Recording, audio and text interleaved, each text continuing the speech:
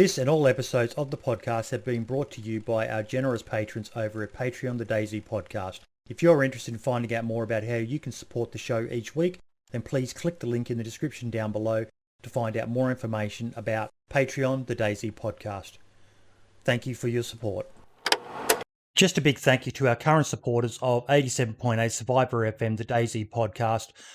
They are our $10 supporter, Scale Speeder Gaming. Thank you so much, mate. And our two $25 supporters, very generous of them, Jake Snow and Keegan Holland. Thank you all so much for your support. It goes a long way to keeping the show going each week. G'day, folks, and welcome to episode 44 of the DayZ podcast. You are joined tonight by my usual co-host, Brim. How you doing, buddy? Can't complain. I'm upright and breathing, so I'll take that. And this week we also have MDConTwitch or Michael Cullen. How are you today, buddy? Yeah, not too bad. Like I said, pre-show, I just woke up, so forgive me if I'm a little bit scatterbrained. And he's not even an Aussie, folks, and he's only just woken up. How fucked up is his sleep cycle? But we were joking beforehand that I think all these modders are the same. Dab, who should be joining us later, is the same. He's got a terrible sleep cycle. But we also have the one and only 3rno. How you doing, buddy? Doing good, man. I'm really busy with lots of stuff I'm working on. Oh, other than that, doing good. Mate, you are just you've got your fingers in everything at the moment. It's amazing to see, mate. Really good to see. Yeah, working on a lot of projects. Go big or go home, mate. That's what they say. Exactly. Okie dokie, folks. So what a week it's been with DayZ this week. We've had everything from PayPal dramas to the first thing we're going to talk about before we start on the modding topic. But Brim, do you want to go about the patch notes that came out? I don't know about you, 3rno, but I was pretty happy with them. Yeah, they were right. I didn't read fully through them, but I saw Mark's video on it. Yes. And watched that for a bit. It didn't seem too bad. Yeah, if you bear with me a minute, I'll grab the patch notes up. I've just started streaming in Discord for you all to have a look, so it shows up on streams and stuff as well. Bear with me just a second while I figure my existence out. But yeah, patch notes. I mean, it's so far so good. I think there's going to be a few people a little bit disappointed. For those who don't know, new experimental patch for 1.11 came out a couple of days ago, and the patch notes changelog has been put up as we would expect. And fans of the show will remember back on the Christmas episode of the podcast on the 19th of December, we were quite lucky to have ex-community manager Jakub and current PR and brand manager Scotty on the podcast. And they talked about various DayZ-related things with us. One of the things that Scotty talked about was something that we've broached on the podcast many times before, and that is the state of DayZ, so to speak. The features, as we call them, because we don't like to use the B word, and sort of how the future of DayZ may look for 2021. Especially what with this global pandemic and people working from home and things like that. And I mentioned on the podcast in passing at one point about Ubisoft's Rainbow Six Siege, because they had quite a big problem with their game with hackers and with features and various issues. So instead of releasing normal content updates, what they did is they basically said, we're not releasing anything new for about 4 to 6 months, and what we're going to do is we're going to focus on fixing the problems in the game. And that's exactly what they did. I rage quit off Rainbow Six Siege last year, but I've come back to it and started playing it again the last couple of weeks, and it's in a much better position because they took that time where they said, right, we're not going to release any new guns, any new characters to play as, any new maps to play on. We are concentrating on fixing the broken crap in our game.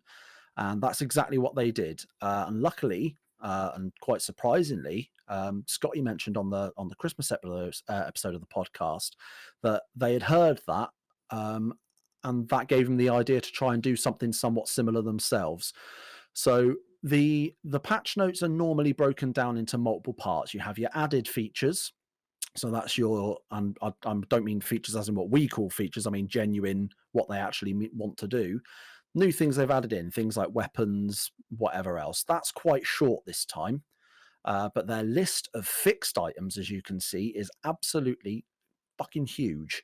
They've made a lot of very, very good quality of life improvements. I won't go through all of them, so we'll just go through a couple of bits.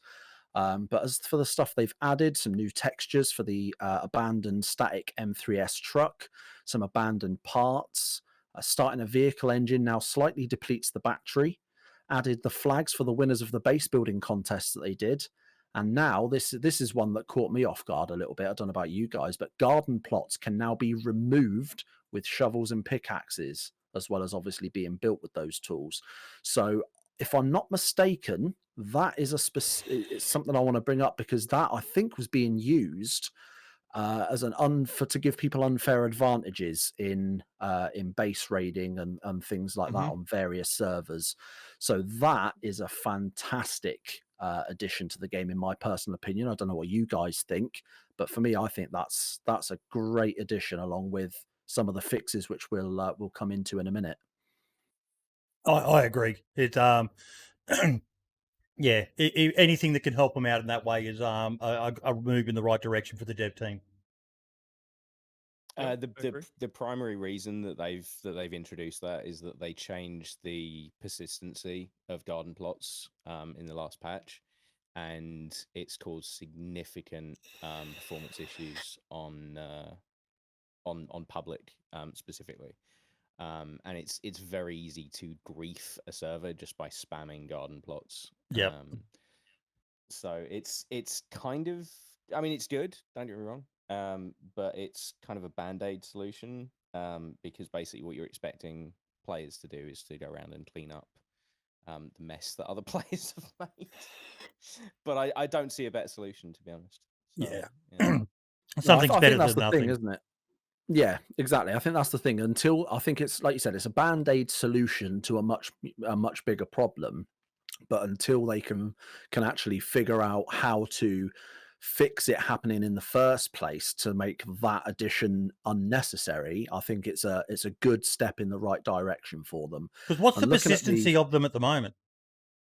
7 days For a garden plot. I mean, yeah, for a garden plot, and to be honest, to really fix the issue, you'd have to keep track of the total number of garden plots on the server, and then you would have to start removing the last placed ones once you reached a certain threshold. And to be honest, I think the performance impact of that might be worse than just having a shit ton of garden plots. Yeah, so everything's a balancing act. But yeah, I mean, that's something that our players specifically requested, the ability to get rid of their own shit that they left over. So yeah. But you see it on quite a lot of servers as well, talking about the cleaning up side of things. You see on quite a lot of servers, especially the community ones, the modded ones at least, where when the trader mod is installed, quite a lot of server owners will implement forever burning fire barrels, things like that, and make it a sort of a rule not to litter the trader camps and trader zones and things, in the hopes that people, when they're unboxing their bullets and that bit of paper hits the floor, that they'll pick it up and get rid of it. And I think on some servers that does work. I've been on a few servers where that is actually, it's enforced quite strongly. I don't know if it's something you necessarily can enforce quite well, but yeah, I mean, I think, like I say, it's a step in the right direction with these garden plots. And looking at the fixed list here, there is a lot. I'm glad that they've taken the time to to sort of watch our podcast and listen to some of the things that we've said and that some of our guests have said, and actually take those. Let's be honest, more what our board. guests have said. You and I have got no clue. Yeah, well, yeah, no, I'll agree with you on that one. Apart from my Operation Health Rainbow Six thing, like that, Scotty brought that up specifically in the podcast. That gave me a little, gave me a little chest bump. I was like, yeah, go on, I've got pull, so surely. I mean, the thing is, they, like, aside from just the technical side of things, they still have to take into consideration what the community wants in terms of the gameplay loop as well. And I mean, you guys are probably in a better position to make those sort of judgments than we are, because I mean, I don't know about Dab. I know Erno gets to play quite a lot because obviously, you know, he streams.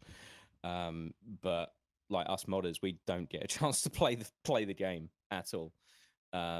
So just QOL stuff for the player base, you know, is better coming from you guys than it is from us. Yeah, I mean, I've been saying for the longest time that I'm quite content personally, and this is just my personal opinion and not the opinion of anybody else. But for me personally, I'm happy with the amount of content the game has as far as vehicles, weapons, especially because I play mostly on modded servers anyway. I can just go and, I can jump onto whatever server that's got 10 different gun mods that have each got like 10 guns in them. So but for me, it is quality of life things. It's those little features that need fixing. I like the game where it is as far as content's concerned. I just now look forward to seeing things get fixed and seeing that progression into the next sort of phase of DayZ as it is.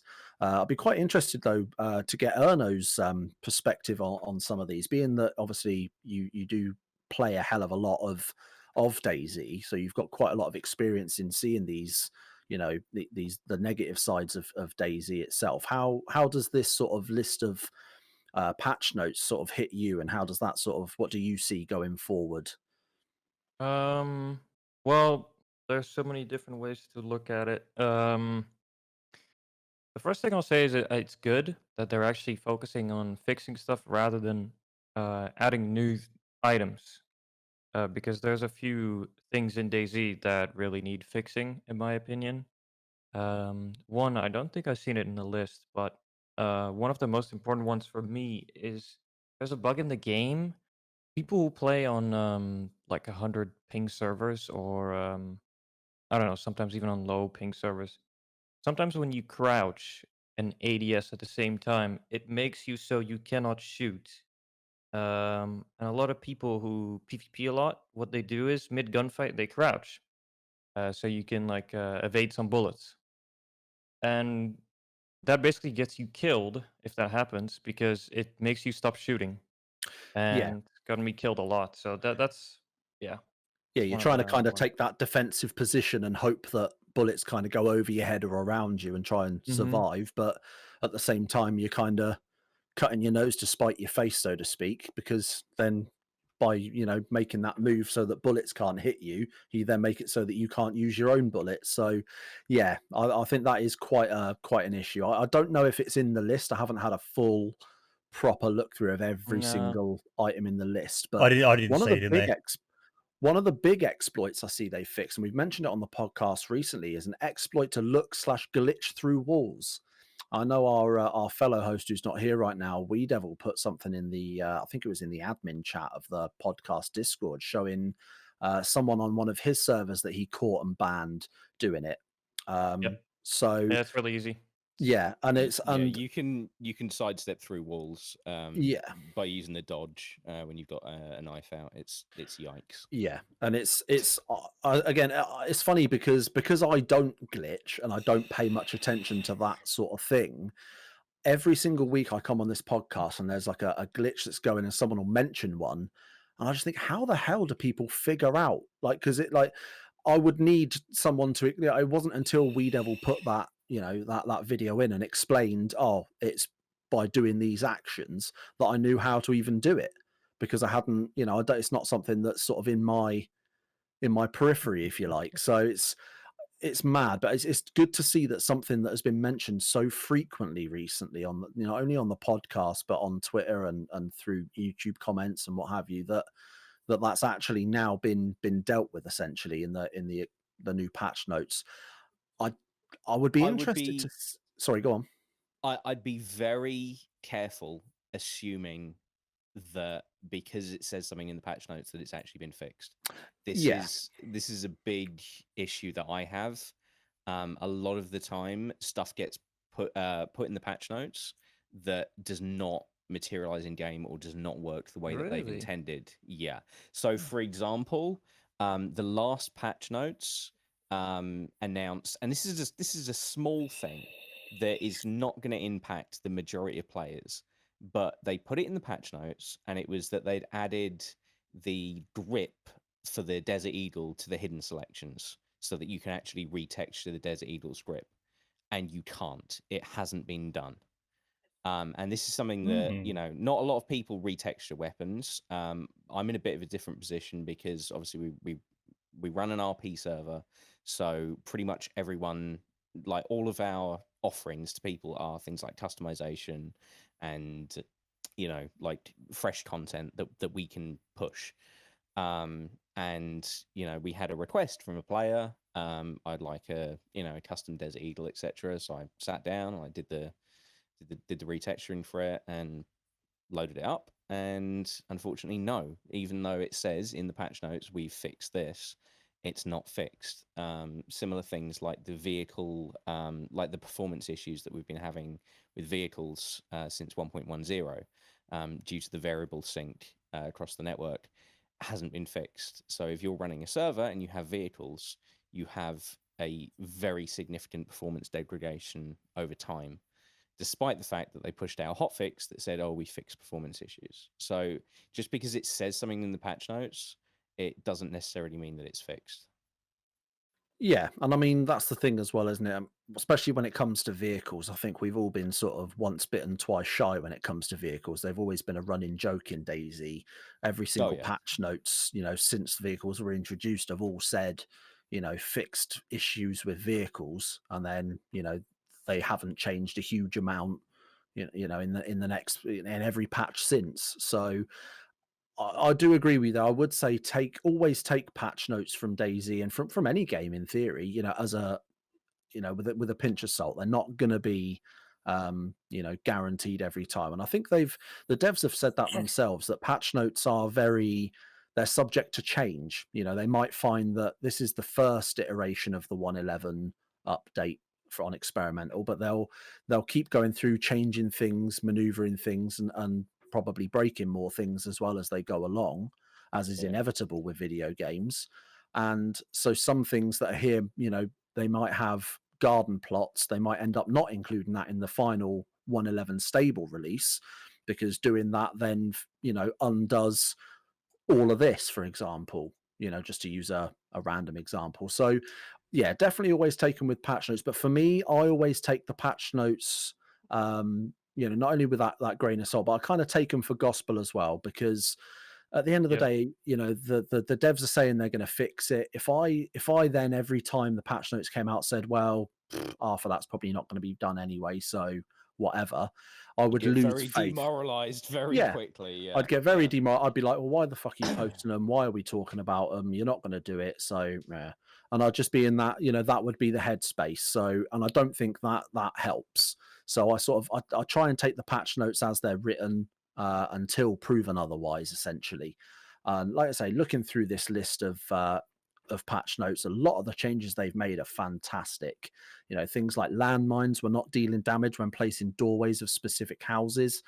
Probably doesn't really affect, you know, a huge number of people, because I don't know how many people necessarily use landmines in DayZ. Too but fucking many, actually. It's too fucking many. Landmines are the worst shit ever. I will agree with you on that one, to be fair. But some of the changes that they've done here, more tools can be used to slice pumpkins. I'd be interested to see how this one pans out, purely because I don't know anything regarding velocity of ammo and how ammo works in DayZ. People are very, very angry about that one. Reduced Why is initial that? velocity of the 5.56 by 9%. So they've reduced the velocity of the M4 rounds by 9% to match apparently real values. Why are they angry about that? Because so 5.56 has been in a position for a very, very long time where it's been essentially overpowered. And what the devs are trying to do with this change is to bring it better into parity with 5.45 and make the AK-74s more viable, as you know, as PvP weapons. So the issue with 5.56 is that it would do significantly more damage, or the damage fall off with distance was significantly lower than something like 7.62 by 39. and 5'5", obviously. So if you were engaging someone out to sort of 600-700 meters, you're better off using, unless you have 7.62 by 54, you're better off using 5.56 than 5.45 or 7.62. So they're tweaking it by nerfing something, and in pretty much any game out there, if you nerf something, people will be pissed off, extremely pissed off. Yeah. So it's basically going to change the meta. Yeah, it's personally, I think it's going to change it in a good way, because I think more people will be won't pick up an AK-74 and go, oh well, this is shit, or they won't specifically choose a 5.56 gun over a 7.62 gun based on the range that they intend to engage at. And it sort of balances everything. But if you balance stuff by nerfing rather than buffing, people complain. It's just what Oh yeah, they always do. But then again, if you do, if you balance by buffing only, then you just have a major power creep issue. So it's kind of a no. I personally, I think it's a good change. I think there are still further changes to do with regards to ballistics. So one of the things that I got a DM about yesterday was the fact that people don't go unconscious anymore in DayZ. They just mate, we talk about that here for ages. It's my pet peeve with the game. And I think that, again, there's two ways of fixing that. One, you can buff shock, or two, you can reduce damage. And I haven't decided what route we're going to go yet on kinship, but I can give you some advice, maybe. Yeah. Reducing damage is a lot of fun. Also, chat to Happy Bombs. He's done something with armor and stuff on his server that has apparently increased the amount of uncons on the Day Zero servers. Right. So basically just increasing the amount of damage that's mitigated by the amount of health damage that's mitigated by I was going to say, you can just use the unconscious threshold and change that too, because right now it's like 25 or something. If you have shock that goes below 25, you just go knocked out, which I think is too low personally. Yeah. I think it could probably be around like 40 and maybe make it so you don't take shock damage from certain things. But I also think that shock should regen faster. So like if you raise that value, shock regens faster. So the only way that you get knocked out is if you take a lot of shock damage in rapid succession, and then you get knocked out like that. But other than that, I don't think that it's really that bad. Yeah, I mean that makes sense. What about how would that be affected by melee, Dab? You would get knocked out. Okay, if you fought someone, like if you got into a punching fight with somebody and you didn't stop punching each other, you would get knocked out quicker. But if you stop punching each other, then you would regen back to full shock, and then you wouldn't get knocked out. You'd have to go back to it again. Yep. But stuff like shovel hits and stuff like that would still knock you out. Sorry, I would be happy. I'm laughing because we have this meta at the moment that's been started by someone in Boydie's chat. He plays a character called Aqua, and he literally just walks up to people and just shovels them unconscious. Like it's become this meta thing to the point where everyone on the server is now carrying a shovel just so they can fucking shovel people unconscious. It's one of the first things I try and look for whenever I join any server. If I'm a fresh character, regardless of the map I'm on, obviously if I'm on the mouse, I'll sort of prioritize warm clothes and food. But generally speaking, any server, any map, it's one of that and the sledgehammer are the two things I look out for more than anything else, because like you say, they are so powerful.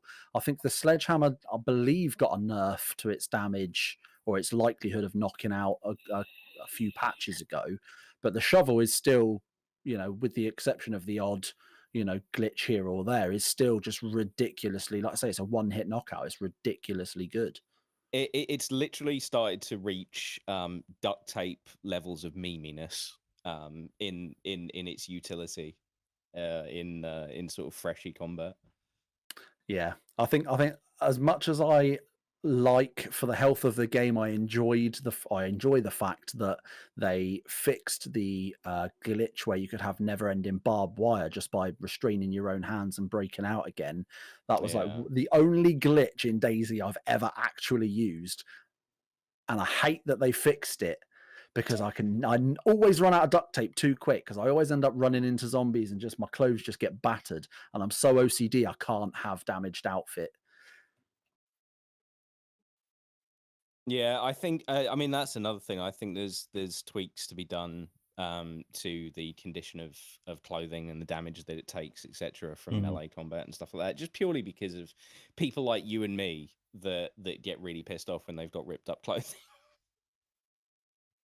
Yeah, I hate it. I hate it. Even though I'm not like, trying to go for any sort of fashion shows at this point. It's for some reason there's just something about having damaged clothing items, the way they look, just rubs me the wrong way, and I have to fix them as soon as I possibly I'm sorry, can. but I think duct tape should only repair clothing to damaged. I think you should need a sewing kit to repair it to worn.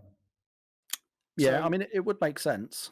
So we made a change to the repair system where basically duct tape brings pretty much everything up to worn, but all the sewing kits, all the specific tools for repairing, so the gun cleaning kits, the sewing kits, the leather sewing kits, sharpening stones, will bring stuff to pristine again.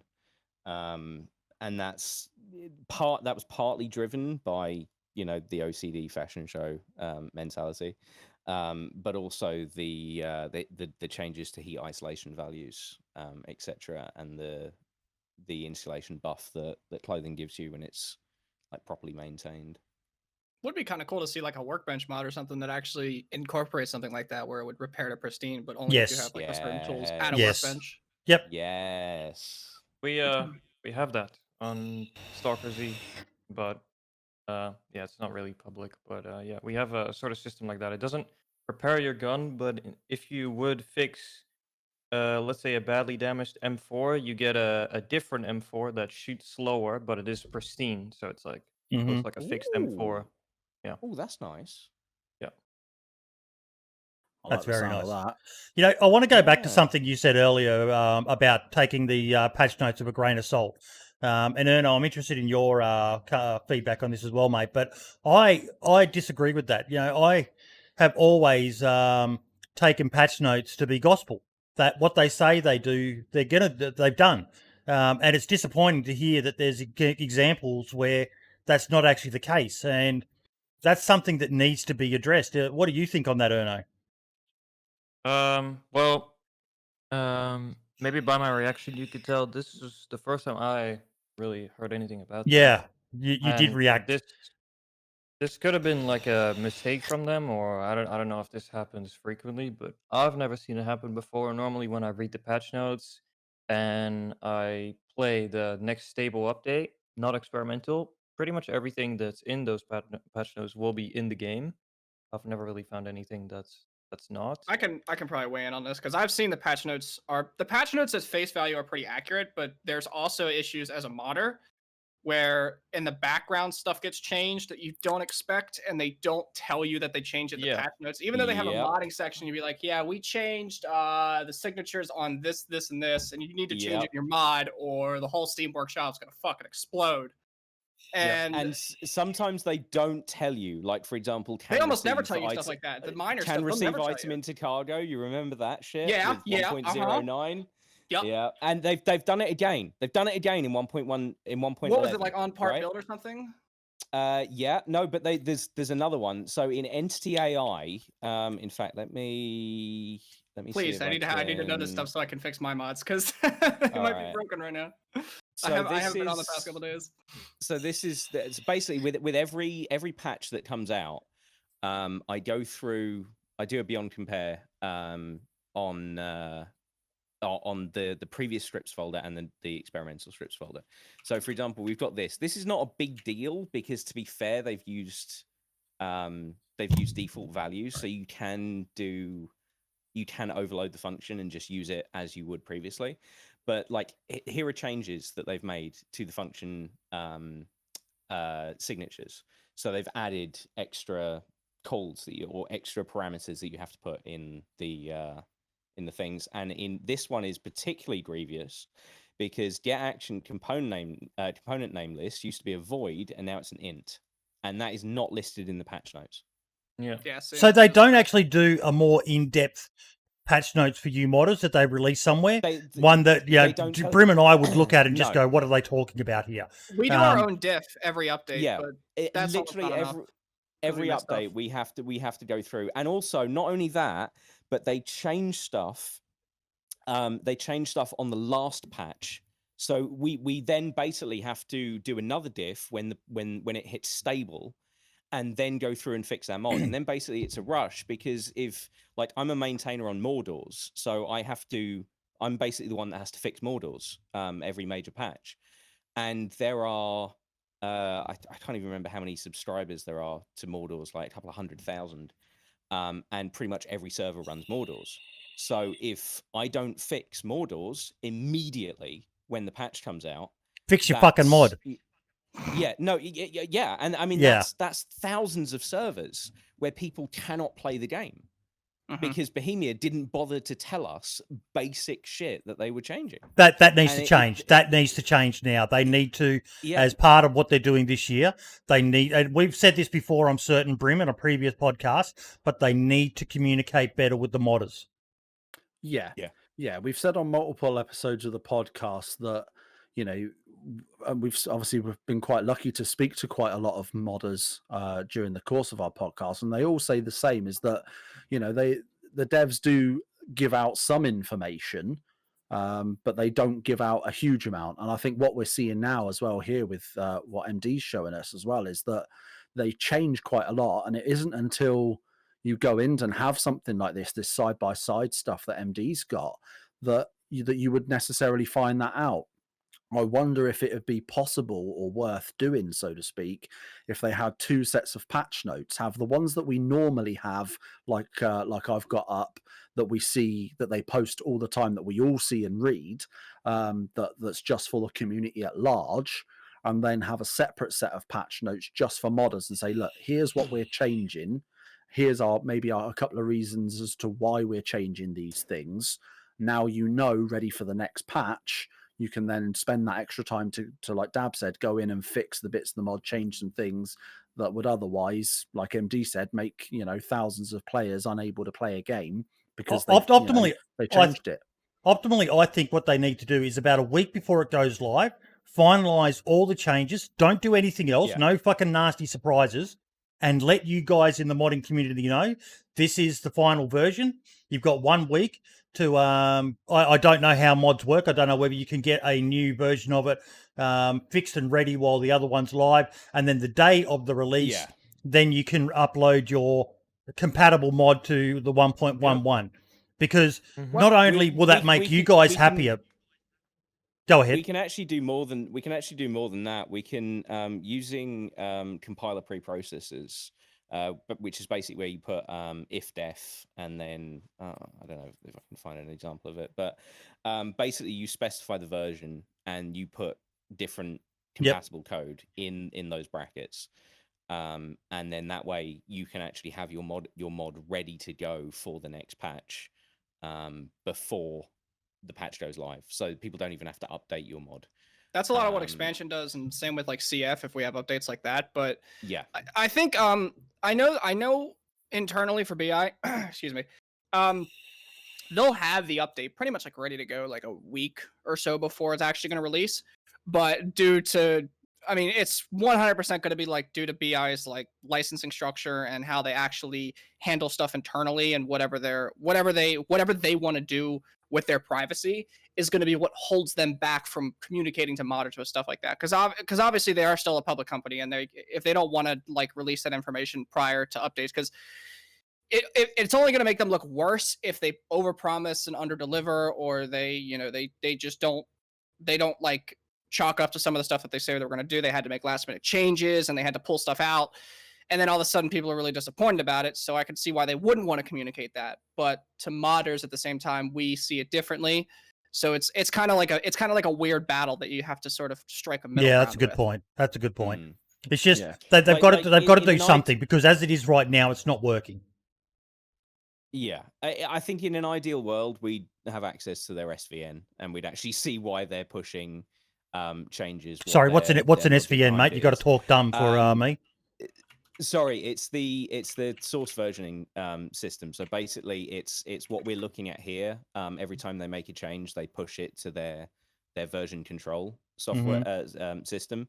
So, for example, they'll have a 1.10 stable branch, then they'll have an experimental branch, and you'll be able to see, okay, we've made changes to this file, and there'll be like a message to the commit log that says, you know, this is why we've changed this, etc. Because at the moment we get like, you know, comments in the files, which is, you know, is fine, but there's not a lot. It doesn't explain why they've done shit, unless they particularly choose to put stuff there. An example that I can think of is where was it? Item base, clothing base.c. So you got funny comments in here, like, I know the file name is stupid, but it's what the other files in this structure use, and since I can't make it clothing base extend clothing, since that will conflict with config and other parts of the script and break mods. So like occasionally you get funny little comments, but you don't really get the logic behind some of the bigger changes. And that's kind of annoying, because sometimes when you see them change shit, you're like, well, why the fuck have they done that? Like, what's the point? We've kind of Stupid. segued That's from the patch done to notes annoy into people. the reason why I got you on MDCon. And that's a post I put on Twitter where you replied to it. And it was one of the first times I'd had someone say just how unhappy they were with the way that... oh, sorry, you've got a stream up. I didn't even realise. I haven't been showing it to everyone. So, sorry, what are we looking at here? What are we looking at here? Oh, sorry. This is just I was basically just showing some of the stuff that they've changed. So like some of the function signatures that they've changed. You know, going from a void to an int and stuff like that. Yep. This one is actually probably the reason that I'm here. So with 1.0, I say it was 1.09. They made a change that completely ruined a good friend of mine's mod, which was Much Stuff Pack. It's Heltiana. She makes basically furniture items and other sort of things for servers that want stuff other than just wooden crates and tents. They made a change to the way that clothing handles what can go inside it. So you have this function here, can put in cargo, and it basically, the upshot of this is that if you have this unmodded function on the server, when you put a jacket or a backpack or anything like that into a one of her lockers, and it has stuff inside it, this stuff just vanishes on server restart. So people were losing like so much stuff, it was ridiculous. And we had no way of fixing it, because basically this class here, clothing, could not be modded because it was flagged as an engine class. Engine classes are stuff which is kind of considered sacred by the engine, but this one particularly didn't make any sense because clothing inherits from item base, and item base can be modded. So there is basically no reason why clothing shouldn't be moddable. And the way that essentially I figured out a way of fixing it using what's called PBO prefix overriding. So you can basically take an entire folder and override the contents. So Heltiana rewrote the logic for can put in cargo and can receive item into cargo, so that it would work. And with my method of the PBO prefix overriding, which we weren't sure if it would work because it hasn't been used really in DayZ modding since the Armor days, since Armor 2, which is where my background is. But it worked, and clothing inventory fix is now one of the most subscribed mods on Twitch on Steam, and basically that allowed us to unfuck what Bohemia had fucked. But the problem is, we took that issue to Bohemia, and specifically we took it to Adam directly, because you know a lot of the stuff that gets put on the feedback track, it just never gets looked at, or it just gets overlooked for whatever reason, or they say it's fixed and it's not fixed, like this issue. And we basically said, you know, this is not okay. This is severely limiting what third-party mods can do, and basically removing a lot of the content that we're providing to servers.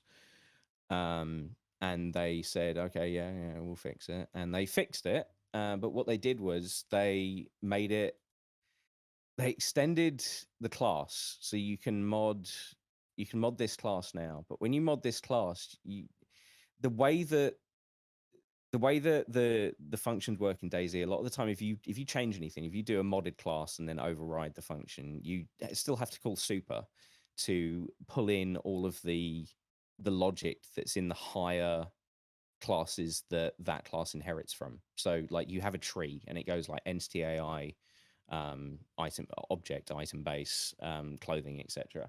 So if there's logic in item base that you need, you can't just kind of start from scratch. You have to inherit that logic. But because there's no way of jumping over a class, if I then mod clothing and call super, it will still do this logic and it will still delete all of the items. So the change they made fixed nothing, absolutely nothing. And not only that, but they then it's kind of worse now because of the way that they've done it. I now have to override even more. I have to duplicate even more of their files with the PBO prefix override, because you have to, when you override a folder in their tree, and it's for this one, it's because the file is now here instead of in what was it in before? Was it like entities, core, inherited, inventory items? So before I could just override this folder here, inherited. Now I literally have to override entities, the entire entities folder. So it's just making it even more of a pain in the ass by allegedly fixing something. And that's what gets me. It's the fact that they don't think before they make the changes, and they don't consider the wider implications of it. Like if they change one thing, you think, oh, okay, they just changed one thing, but they're not considering that, maybe it's something that DayZ editor relies on for one of its core functions. And then you have to do all these stupid, ridiculous workarounds just to restore functionality that was there one patch ago. And it basically just comes down to them not thinking things through before they do it. Would this be a reason why a lot of modders give up on their mods? Abandon them? That and just ungratefulness from the community in general. People are very critical about stuff, and if stuff fix doesn't your fucking mod. I hate seeing that comment. Fix your fucking mod. Yeah. And you don't get a lot of thanks. Helkiana raised a very valid point that that you actually that was actually in the Discord. I don't know if it was pulled in by a bot or something, but it was about paid mods. And I'm sure there's going to be a lot of disagreement on this one. I personally don't believe people should be selling their mods. I know Helkion is the same. But you kind of, with the ungratefulness, you kind of see why people feel like they need to be compensated for the work they're doing, because they're not even getting thanks, let alone money or donations in general. So then people end up selling their mods, and I think it's negative overall for the entire community. You're not supposed to do it. I think the only time I was gonna say, I think the only time that you really can like sell a mod and probably like not feel too bad about it is if you're selling it to like a server. Yeah, because those servers make bank. I'll be honest, they make some serious bank. So I wouldn't feel so bad selling a mod to a server if it's like a custom mod for that server specifically. But like other than that, I can't imagine selling a mod to the whole community is going to be like the best idea ever. And that's normally like just a private agreement. It's the thing is, you have to consider the fact that there's kind of a difference between commissions and putting something up on the Steam Workshop and saying to people, DM me to buy this mod. Like the Chopper one that was that everyone's doing at the moment. A lot of people are buying the Chopper mod. We didn't steal from expansion way back in the day, or okay, so which one's the one that's stolen? Is it the Nightwolf one, or is it the other one? Well, I'm not saying anything was stolen. Yeah, you shouldn't go there. No, we're not. Right, okay, we're not going there. But yeah, it's I don't like the fact that people are charging people. I also don't like the fact that people are charging people for something which is technically against the TOS of Steam and could be pulled at any second. And if a mod gets pulled that your server relies on, you are fucked. And I know why 3rno's giggling here. I assume everything's sorted now, and Yeah. yeah, okay. But yeah, if you spend $400 on a mod that is technically illegal, because of the fact that it's breaching, I mean, it's not illegal, it's not a crime, but it's breaching the TOS of the Steam Workshop. Can you explain that? Why is it breaching it? You're not allowed to sell mods on Steam unless the developers agree, and the developer and Bohemia do not agree that you can sell mods. Really? That's the way the way that the workshop works. There are very, very strict rules on monetization. The developers of a game can enable monetization through the Steam Workshop, and I believe you can even sell mods through the Steam Workshop, essentially as DLC. But the way that it works with DayZ is that random developers typically post they put their mod up and then they say, to purchase this mod, DM me or join my private Discord, etc. And then you join their private Discord and they say, oh, it's $400 for this mod, etc. And it's just that's a textbook breach of the Steam TOS, and I don't know why the mods are still up. I genuinely have no idea. But they could be pulled at any second. Mods can also be pulled at BI's discretion as well. If BI don't want your mod on the workshop, they can just flag it as incompatible, and it will be taken down immediately without DMCA, without anything like that. They can just pull a mod. To me. Mm-hmm. Yeah, exactly. And there have been instances where BI have done it mistakenly. There's also been examples where they haven't pulled a mod that they fucking should have. But that becomes the issue to me. It's not when when you go to, I don't know, DayZ Underground and say, oh, I've got this amazing mod that I know you guys like. Would you be willing to purchase this off me? That's fine. I've got no problem with people doing that. It's when they put shit up and then I get a player come to me and say, oh, you should add this mod to your server. And I'm like, no, you can't, because you have to pay for it. And I'm not doing that because that's dodgy. And the worst one was when a member of our community actually went out and bought a mod and gave it to us. And I really, really didn't want to add it. I eventually found out that the mod came with full source and repack permissions. So essentially I was buying the assets or being donated the assets, in which case we did end up integrating certain parts of it that we felt fit the server and the lore and everything like that. So what's just stopping you from re-uploading that as a free mod on the workshop? Technically nothing. I mean, do the world a favor, Yeah, but the thing is, like, I don't know, like, the guy that bought it, I don't know whether they made him jump through any hoops or any licensing shit or anything like that. So it's one of those things. But like, when you see a free mod, when you see a paid mod like the helicopters, it really makes you want to sit down and just rewrite it and just upload it for free and just use actual free assets and stuff like that. That's the first I've heard of that it's against terms of service to do that, and we hear of it all the time on the podcast of these mods. The Nightwalk one probably being the biggest one. I know there's a lot of people who paid for his helicopter mod. Oh yeah, I think it's a thing of, like, he's not actively advertising that he's selling it, but everybody knows he's selling it. So they can just contact him and just ask him, like, how much he wants for it. And I think that's why all that stuff's still up. Like, it's not really clear that some mods are being sold. So I don't think DayZ can really do much in that case. Well, they're also probably just using the workshop to actually just... Well, you need the workshop anyway to, like, easily download mods for the players too, if you think about it. So it kind of makes sense that they would basically use the Steam Workshop as their download service, but they just don't sell the server key or have the server keys available on there. So you can't actually use it on your server. Because it's actually not even that. I've looked at the code, and basically what it is that half the code runs server side, and it uses RPCs to communicate with the client scripts. So it's done in a very clever way. I will give the guy Server that. side is best. Yeah. Because I'm like you. I'm not against people making a few quid from the mods that they do.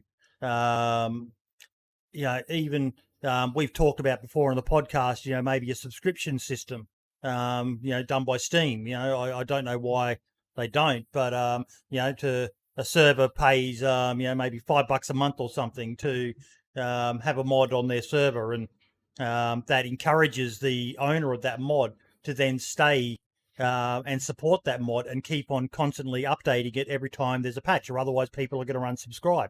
That's a model I've always thought could potentially work. I mean, as opposed to the players. The decision's in the hands of BI. Like, they have the final say so on workshop monetization, and they've basically just said no. Yeah. And they've gone further, and they've said, you are specifically not allowed to sell anything, regardless of whether or not it's on the workshop and just a private deal, anything that is packed using our PBO creators and our binarization tools. So as soon as you run something through, even Micro's PBO, I believe, still uses elements of the Bohemia tools. So no matter how you pack a mod, you can't then sell it. That's just what BI have said. I mean, I wouldn't mind if BI opened up the workshop to let you have paid mods, because that way, me uploading all my free stuff, I wouldn't have any competition. It'd be great. It'd be absolutely perfect. Marx is saying in chat, a subscription service would become super expensive if every mod was using it. But I'm a capitalist at heart, and I can see that what you would find then is people making better quality, larger mods that encompass more things rather than so many individual mods. A modder that did a mod that encompassed several things would, competition. People would go to what is best value for their server. I know it would be expensive, but as you said, Dab, some of these servers are making serious bank. There is a downside to that as well. A lot of one of the reasons that a lot of people don't run expansion is because it's too big. It changes too many things. Yeah, good point. And I think the fact that we do have smaller mods is nice. But you're right in that you can maintain a high level of overall quality if you have a larger, more encompassing mod. But there's also the downside that it just offers things that people don't want. Like, not every server wants a party system. Not every server wants airdrops and stuff like that. It's I don't know. Maybe just have modular mods that that you can subscribe to a mod author. And have a license for a server to run that author's mods, anything on their workshop, and they still get paid. That's a good idea, actually. That's a very good idea, because Dance Jesus has just put in chat, why not just add a donate button on the mod page directly? I do see a lot of mods that have a PayPal me link on there, but it's optional. I like that idea, actually, subscribing to paying the fee to the modder.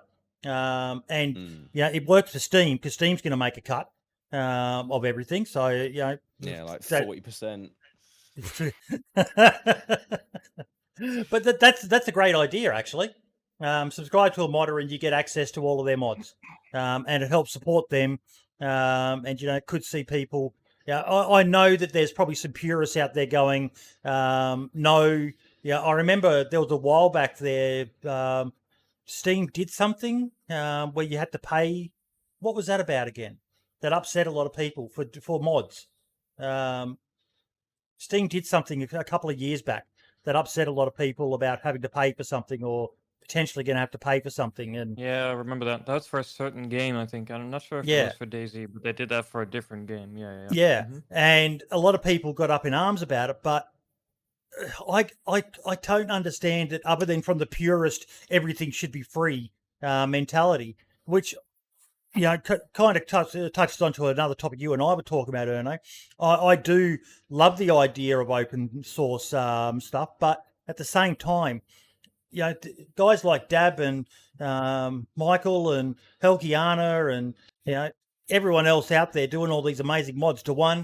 They put a lot of fucking work into this shit for next to no financial benefit from it. Now, I understand it's great for skill development, and I fully expect to see Dab one day being on the dev team, but at the end of the day, skill enhancement doesn't pay your bills, doesn't put food on the table on that. And some of these mods, and like you talked about before, Michael, the amount of work you have to put into the mods that you're involved in every time there's an update is insane. Yeah. So a little bit of financial support to people like yourself, I think, is a great idea. Yeah, I agree. I think the best thing to do still, in my opinion, is just making a private mod instead of selling it, because if you're selling it, then it's not really private anymore, because anybody with money can get that mod. So for selling, I see why people do it, but yeah, I don't even, all the paid mods, I have none of them, because I rather invest into fully private mods so that there is no other server with that sort of stuff, so you don't. Which you and I disagreed on, but I totally get where you're coming from. Doesn't mean I like it, but yeah. We'll get back to the point before we move on to that. But yeah, so is there anything else, Michael, that you think that, and Dab as well, you being a big modder as well, is there anything else that you guys would like the dev team to hear about, ideas of how they could improve things in the future? Anytime I got feedback, I always give it straight to Adam. So yeah, well, you've got a direct line. While you're playing Among Us and stabbing him in the back, you can.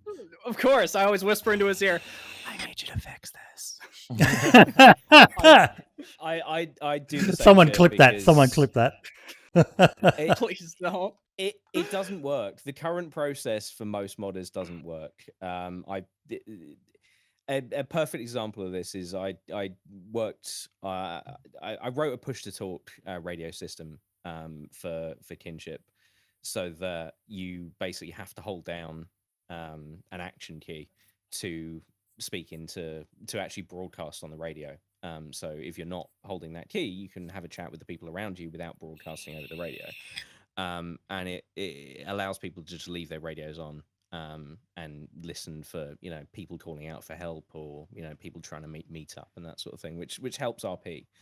And when I finished doing it, I went to test it, and then it didn't work. And I thought, it could be my code. It could be my code. And I looked again, and I made sure, no, everything's fine. And I DM'd Adam, and I was like, so these functions that you have in the engine, they don't appear to do anything. And I got like a DM a little while later, and he was like, yeah, they're not implemented. So right. Yeah, so like next patch, they were implemented. So Adam will get shit done, which is nice. It's good that people have that option, but I don't feel like everyone has that option. I don't think that a lot of people would feel comfortable DMing the lead developer of DayZ. And let's be honest, we don't want everyone DMing him either, because he's just going to spend his entire day just reading DMs from people. Exactly. Yeah. What we need. Oh yeah. No. He gives 110% to DayZ and to making sure that people have a good time, and I love him for that. But what we need is a proper system in place that works better than the current system. And the current system is basically you post something on the feedback tracker, and then it says Geese has assigned it, and then it just sits there for like 6, 7. The feedback tracker, Marx has done a video on it. Brims mentioned it in the past. I've mentioned it in the past, but it does have this feeling that it's kind of a bit of a tokenism. It's there just so they can say they've got one, but it'd be great if they did as part of the patch notes, they talked about where they're at with a lot of the major issues. But they need to. Mark's has done a video, but I feel it needs to be an even more in-depth video on how to. I've tried putting stuff on there myself, and it confuses the fuck out of me. I think a lot of the problem as well. I don't exclusively blame BI for this. I feel like there's a really bad signal to noise ratio on that feedback tracker. You have people, because of how encouraged people have been to use it, people will go on there and they'll just post stuff like fixed cars, and it's like that's not helpful. Like when you have Admin, my car went under the map. Can I get a new one? Exactly. You see it all the time. You just go to the feedback tracker and look at the newest posts, and it's page and page of crap. And I think it's probably difficult for them. Like a lot of us server owners, we compile performance metrics and we submit them, like we did with the 1.10 stuff. I did a shit ton of work isolating the cause of the massive performance drop with 1.10, narrowed it down to car vehicle sync and food decay, and we submitted that information. And but I don't know if it gets looked at. That's the problem. It needs someone pretty much full time on it, doesn't it? Just to go through and clear out the crap ones, like the fixed cars and stuff like that. Or even and to amalgamate a system to amalgamate, because I imagine there's a lot of duplications on there as well. There is, and to be fair, a lot of those do get merged. But I think I don't know, maybe even like a priority system where people can be whitelisted so that the devs know that they can actually read those reports and they're not going to be nonsense. That where people that spend a lot of time working on code, like Dab, Helkian, and myself, when we post stuff, like they actually look at it, like kind of a whitelisted modders role or something. I don't know. But I think that's the main issue. It's just that we don't have a way of getting guaranteeing that shit will get fixed and will get looked at, aside from jabbing Adam with a sharp stick. That's the fun part. It is. Definitely needs to be something happening in that respect, because we're seeing so many mods over the time have just kind of died off, and it's been quite sad to see. One that comes to mind for me is the medical attention mod, which a lot of hardcore servers were running, just because it was it added that feeling of the hardcore aspect to DayZ again. And then Lucian Pin just kind of disappeared off the scene. And, we've got Hell working on the Hell Retex mod. But, you do wonder, monetization of them aside, that's a whole separate argument. But one thing they could definitely do is, try and come to some sort of better solution with you modders for a way to make it a bit easier for you guys to do the outstanding work that, yes, DayZ, it comes back to that argument of, what I said to you in that Twitter post, that, the feedback I've gotten is the modders wouldn't be able to do what you do without the state of DayZ being the way it is at the moment. But it could be a lot better to make it easier for you guys. I think just almost an aside, I just want to give a lot of credit to Lucian for the way that he handled his stopping working on medical ascension. He did it in 100% the correct way. He basically handed the mod over to the community and said, you guys can fork this, you guys can, we basically, I reached out to him about 8 months ago now. This was before he decided, I'm done. And I said, look, we want to use medical attention. We want to change a few things. Can we fork the mod? And he said, yeah, because he wasn't really feeling it anymore. He felt that, he just wanted the mod to be used and enjoyed by the community as a whole. So he handed it off to the community. And I think it's more a shame when modders just they just give up and they just leave it was people that do that in the workshop. Yeah. There's a lot of people that just deny others because of pride or anger that they will get credit for it. Yeah, that they And will. I think in some situations it's almost as a fuck you to Bohemia as well. I know that some people have become very, very angry with the issues that we've discussed to date, and they've walked away from DayZ, and they're just like, I don't want my stuff being used to make your game better. Um, and it's a shame, and I wish that they had a different viewpoint on it.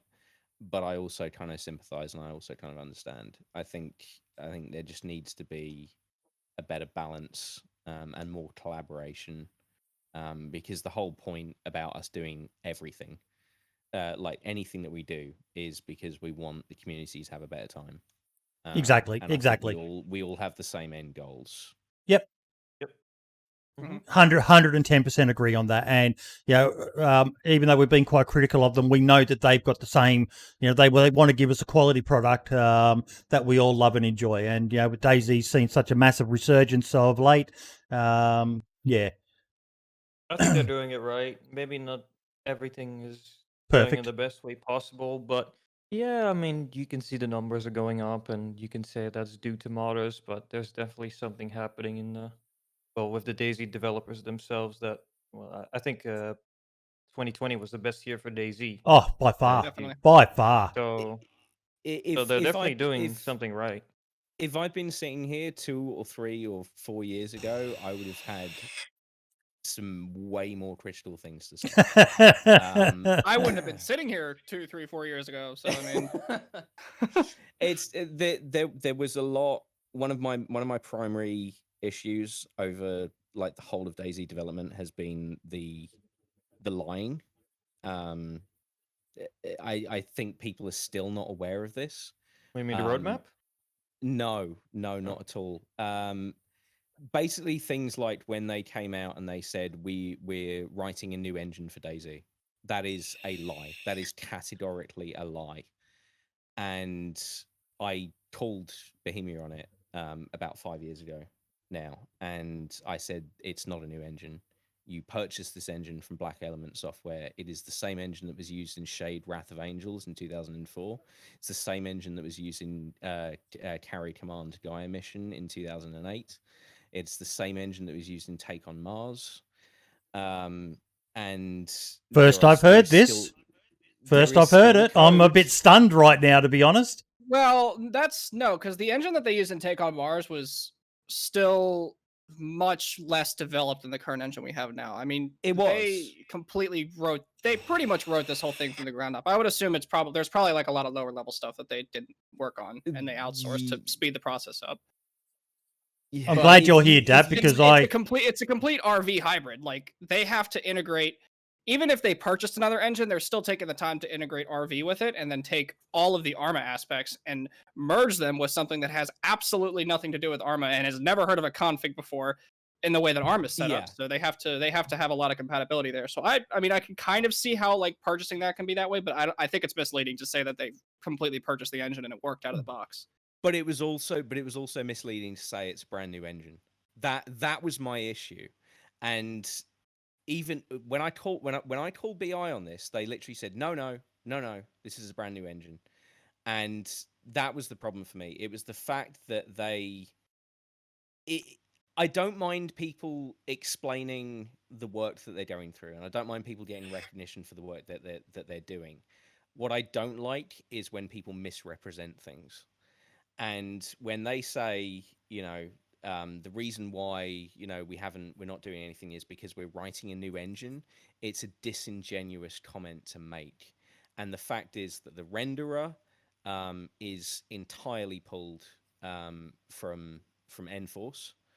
You're 100% correct that things like the config system, the CPP stuff, FSMs, etc., are all merged in from Real Virtuality. But NScript was in its current form as early back as 2008. You can actually open. Well, that I know. Yeah, you can actually it's unpack, not new. Yeah, Carry Air Command, quotes. and there is still code from Carry Command in DayZ. There's also visual assets as well, textures that are in the GUI folder that are pulled direct from the area command. But again, this is not necessarily a bad thing that they've done this. It's Well, a what new would you have engine rather in- than good. what would you rather have them say then? Instead of saying we're writing a new engine, what would you rather have them say? We're merging an existing engine with our old technology to make a new hybrid that's going to make DayZ 10 times better than it could have been. I would rather they've said we're porting DayZ to an engine that we feel is better suited. That if they'd phrased it like that and explained that it's a porting effort, because primarily it is a porting effort. What they're doing is 50% porting and then 50% rewriting, because you still have the rendering pipeline that came from Infusion and you still have the scripting system, but I don't know. I see why they would say that they're writing a new engine. It makes sense to the public at least. It's good PR. But you say that this engine was made for DayZ, but this engine is not really made for DayZ. This No, it engine wasn't will be made for DayZ. This will be made for Arma 4. This isn't Arma 4. No. Well, Arma 4 will probably use this is like a step up, VBS4 right? as a base. No. I don't know how much. Reforger, the Reforger leaks came from a different engine. The Enforce is old and dead. Obviously they're building off of the structure that was there, but it's different entirely. Yeah. It's not what we know as like Enforce or Enscript at all. They completely abandoned that entirely, from what I know. And Okay. and the rendering pipeline that VBS4 has is significantly better as well. Mhm. It's closer to CryEngine, which is personally what I believe DayZ should have been ported to. They should have ported it to CryEngine because it is the only engine out of the box, commercially available engine, which can handle the scale of environments and worlds that DayZ requires. You can make a map that is, thousands of miles by thousands of miles in CryEngine without any issue. And I think if they hadn't been so stubborn to only use in-house technology, I think DayZ would have been in a better state now. If they'd started in 2012. I mean, I wouldn't even consider it being stubborn. I think they just want to push the envelope for what they do, because they always have pushed the envelope. I mean, you think back to like OFP when it was like completely an entirely new technology. We're like, hey, we want to make an entire map that's 20 kilometers by 20 kilometers, and we want people to be playing on all sides of it at any point in time, and everybody has a different experience. If you tell me that back in fucking 2006, I'm gonna be like, go back and smoke whatever you're smoking over in that corner, because we don't want anything to do with it, all right? You're full of shit. You're totally full of shit. But now, I mean, from what they've done and the strides that Bohemia has made in general, I mean, they've completely pushed every single boundary that we know what gaming is. So, I mean, I can't really blame them for wanting to do it in-house, because it's always worked for them. And they've always done a great job at it. Yeah, I feel like they don't have. I think the main issue is that they don't have the amount of, they don't have the manpower to do it as smoothly as perhaps. I can tell you they have the manpower working on Arma 4 or Reforger or whatever we want to call that. Yeah. Unannounced military simulator is probably the way to put it. That's probably the best way to put it. Yeah, it's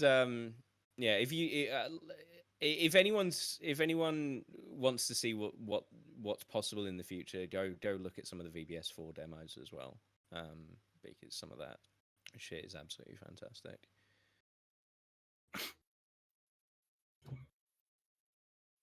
Just looking at the link, Camino just put in chat, company brochure. The one where they say that Enfusion is the platform that will be used for all Bohemia Interactive titles going forward. Yeah. Again, my complaint is with the misrepresentation and lying in quotes.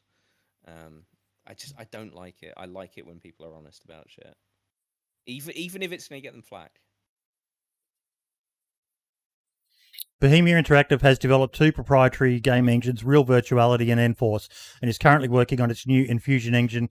This studio will also make use of licensed engines such as Unity and Unreal for some of its projects. Like Vigor, for example, and I think is Wyland's Unity? I can't remember now. I've never played it.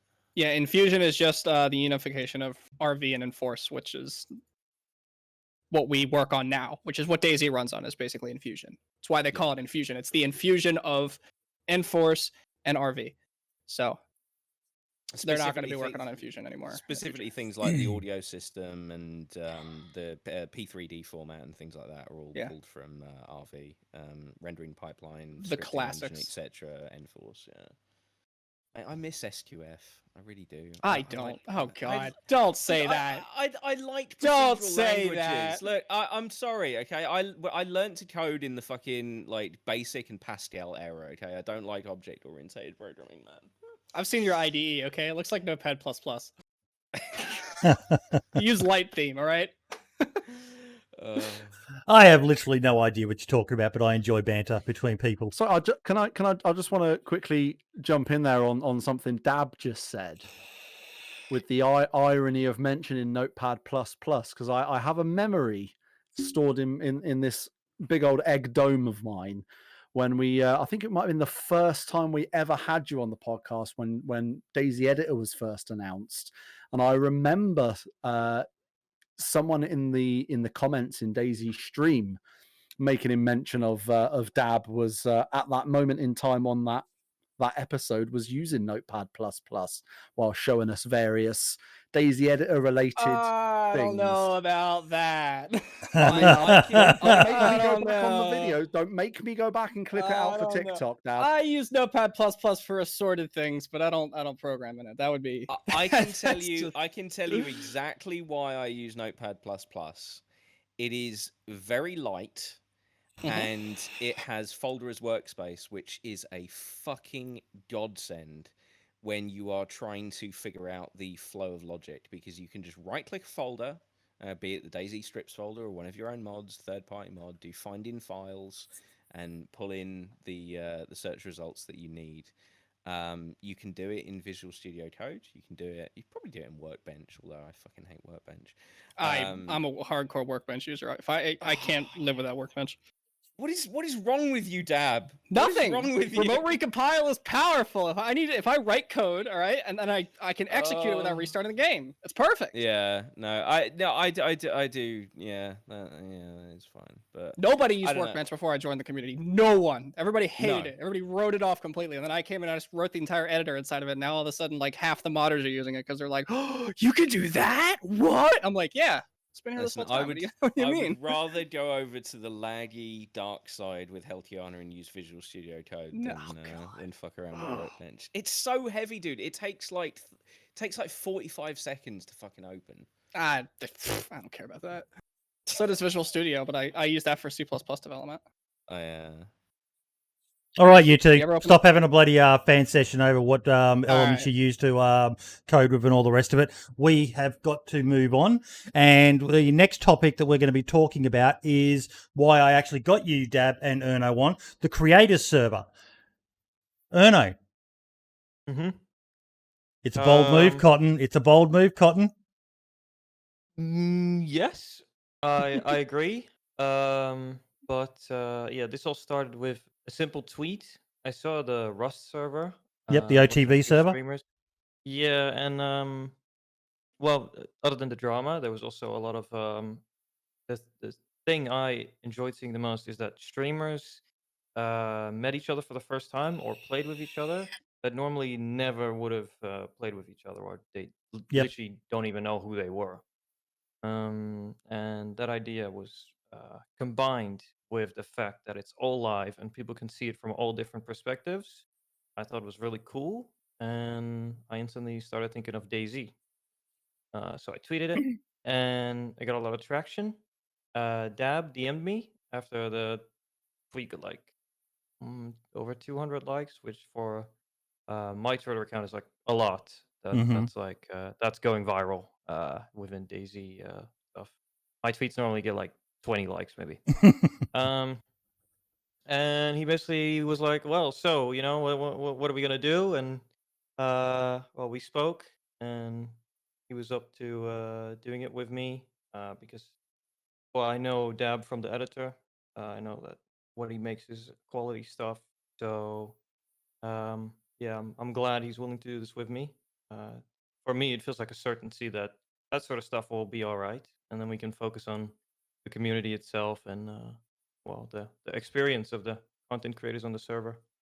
Because we on the podcast were, or probably more me, I was initially kind of like, oh shit, I can just see drama. And I said that quite publicly. But I thought about it and I went, well, if we don't get involved and try and help this succeed, what are we basically doing? Sitting back, sniping from afar when, fuck it. Let's see what we can do to help promote this. I was watching a streamer yesterday and they raised concerns, a big streamer, that this could be a nothing but a drama-filled event. But I think it comes down to the maturity of the people on there. 100%. Yeah. Definitely. I mean, if you compare it to the Rust server, I think the Rust server was really good for content. You can, describe that word in many ways. Some see drama as content, but I don't. They created like 2 servers. They had a lot of rules, like they had a border in the map, and below the south border, you could PvP. It was pretty complicated. Then they had 2 servers. Then they had 1 server again, and it was confusing, even for a viewer. So from the beginning, we have little to no rules, but we have a little explanation, like, don't create drama for simple stuff, like you're all there to create fun. Yep. So, we don't want what happened with the The hard part I see is going to be the clash of play styles. Someone like myself who just likes to run around and loot and have interactions with people bumps into, let's say, Uncle Ray Ray, who wants to knock me the fuck out with a shovel while screaming obscenities at me. To me, see, okay, that kind of personality, like people going into each other like that, is kind of what we want to see. We want to see people like interact with each other in ways like that, where guys like Uncle Ray Ray run into. What happens when Uncle Ray Ray and Boydie get into the same room together, and Ray Ray starts to swing a sledgehammer at Boydie? What's Boydie gonna do? That's I think that's a lot of what everybody wants to see. And in general, like the way that we've described the server internally is if you're in like in general, the map is going to be Namalsk. We're going to use Namalsk because it's probably one of the best balanced maps, actually, in my opinion, at least. What's the pop going to be? 40. 40, yep. But if you're in Vorkuta, you can kill each other, you can, do whatever. But if you sit inside of a bush or on top of a building and just shoot people all day long, you're going to hear from us. We don't want that to happen in Vorkuta, or up north at least. If you're up north, down south, it's pretty much going to be you can pretty much kill each other. PvP Central, yep. Yeah. We encourage you to talk to each other, and if you get close to somebody and you could rob them or whatever, you could talk to them. Go for it, because it's still like everybody's probably going to be in that kind of boat. But I mean, if you feel threatened, you could shoot them. But like if you're up in Vorkuta and you should try to at least have like a little bit of conversation with each other and at least talk to each other, even if you're just saying, hey, listen, I need food. And you are looking like a snack, so I'm gonna come and just kind of sledge you real quick, if that's cool with you. You know what I mean? So it's like we kind of want to have that balance. Yes. But we're not gonna be like completely. Here's 37 rules that you need to follow. You broke 7, 8, and 9, and you need to get your shit together. We're gonna try and keep it as comprehensive as possible. That's kind of our goal, is to just keep it pretty good. I think the big thing, Erno, is going to be something I had to learn playing on the DayZ Down Under server. I'm very good with it now, but it was a learning curve for me, and it was Spud from DDU who said it to me that one thing I had to learn was that just because my adventure died didn't mean someone else's adventure died. So my death may have been an awesome moment for someone else, or my robbery or my whatever may have been an awesome event. So it's going to take some people to swallow their pride. I have one memorable moment on my channel where Diddy, Ben Fruit, and one other fella robbed me, and mate, I was as salty as fuck from it. But it was great content for them. I was salty, but for them, it was fucking amazing content. They got to rob and hold up the nicest guy in DayZ. But that's what worries me, is that some people aren't going to be able to do that. And that's where I think some people are going to have to, man up or girl up and realize that it's not all about them.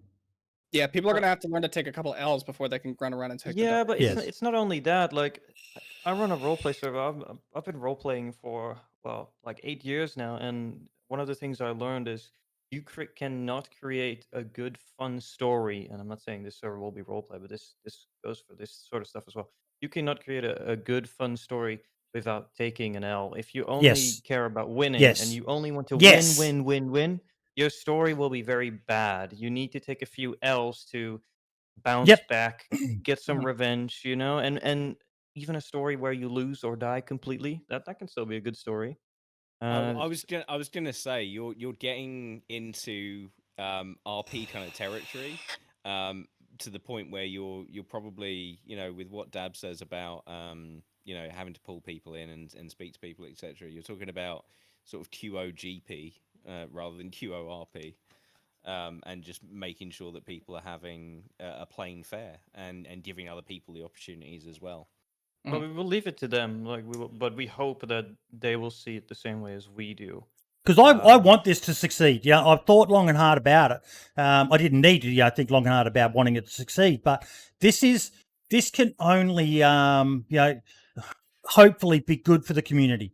You've only got to look at the success of Rust. Its numbers have just gone through the fucking roof. And if you out there watching this know of a creator, that there's people who don't know about it. Like Fubar Bundy didn't know about it. I put Fubar Bundy, spoke to him about it, and sent you his contact details, Dab, to reach out to him. And if he jumps on it, fucking awesome. I'd love to see a Fubar Bundy video where he just terrorizes him and Alan and Match, just terrorizing everyone in the way that they do.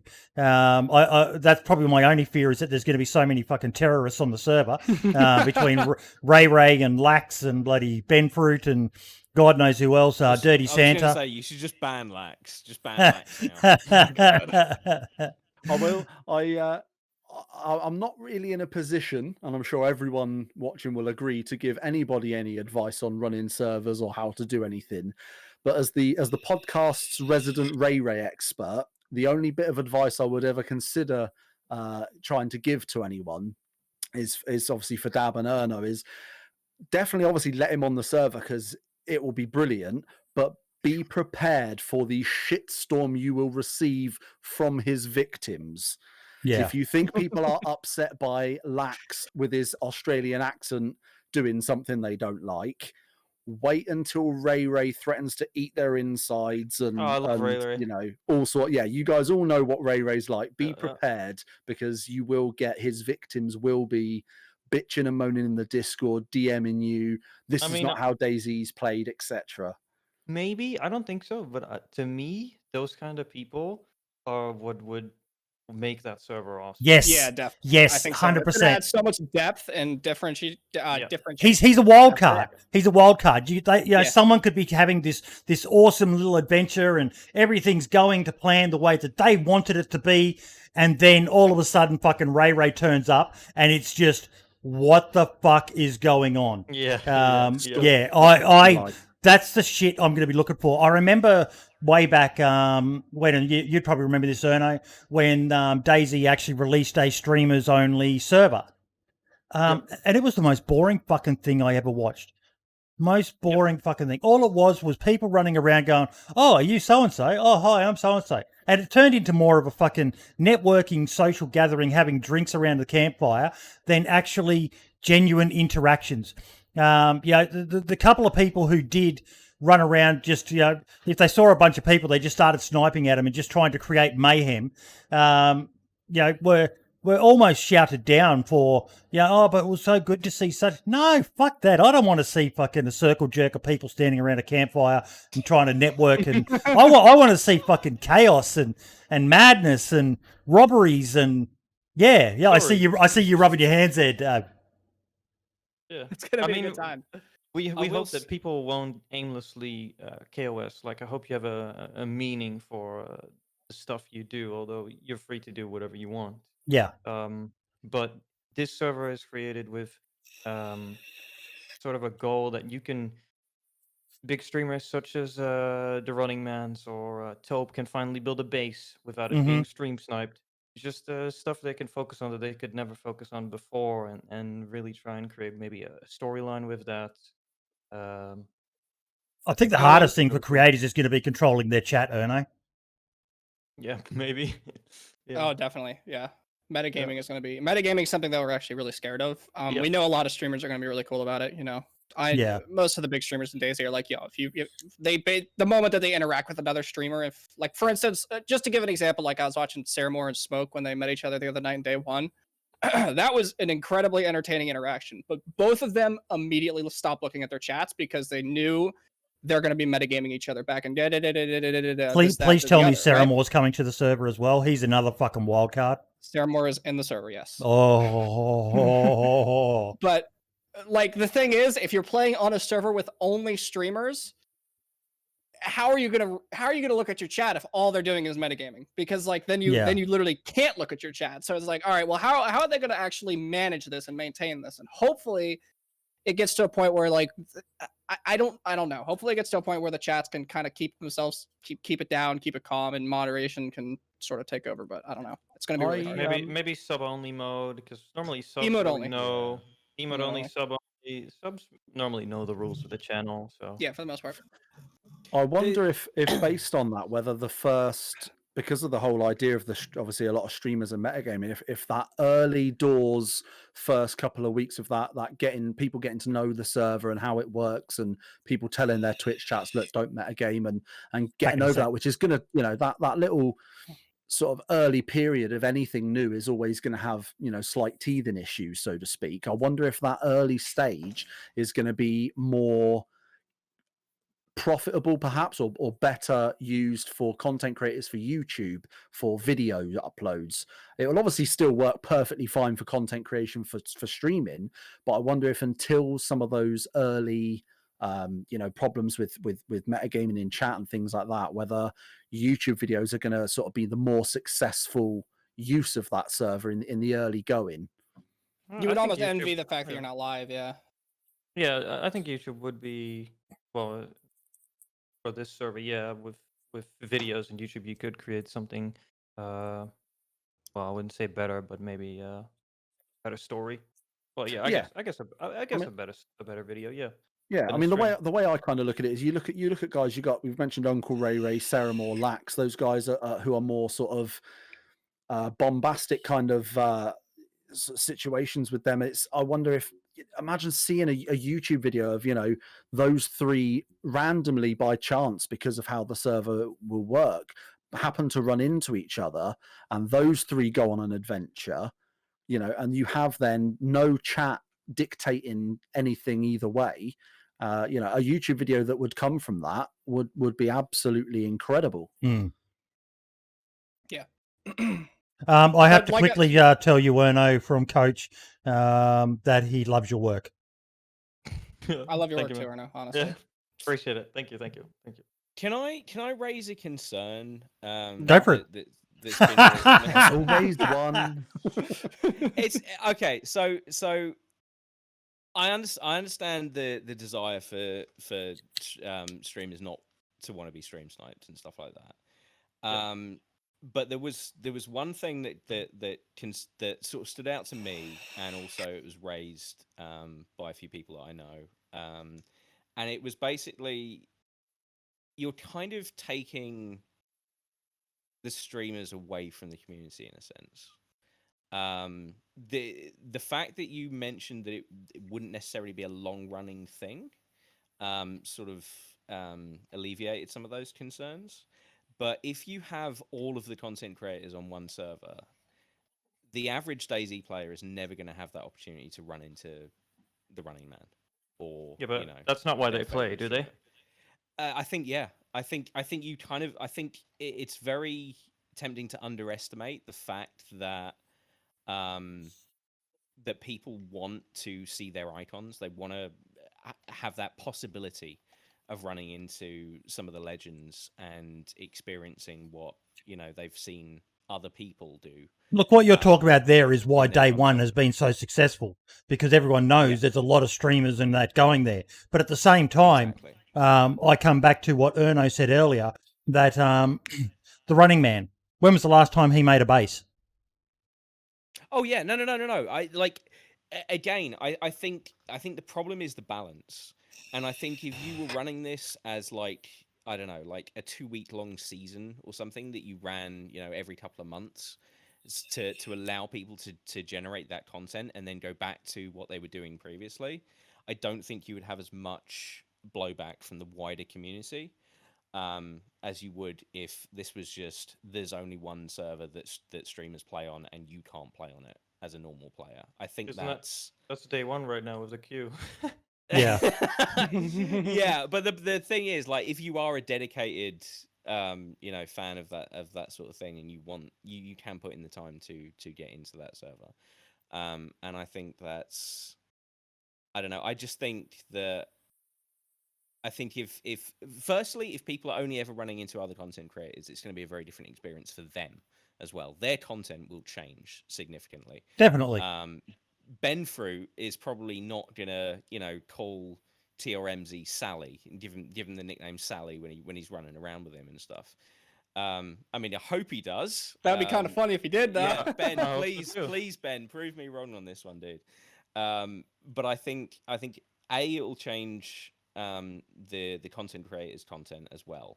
But also I think that the wider DayZ community will feel that it's unfair. Well, And they'll just on be that, like, Blodders has raised a why good don't point in chat as well. What is the cutoff for people playing on this server? Is it follow count? Is it notoriety, etc.? I imagine that could be something that causes a bit of upset when you segregate the community in that sense, because you guys have said you are picking people for the server. Have you said no to anyone?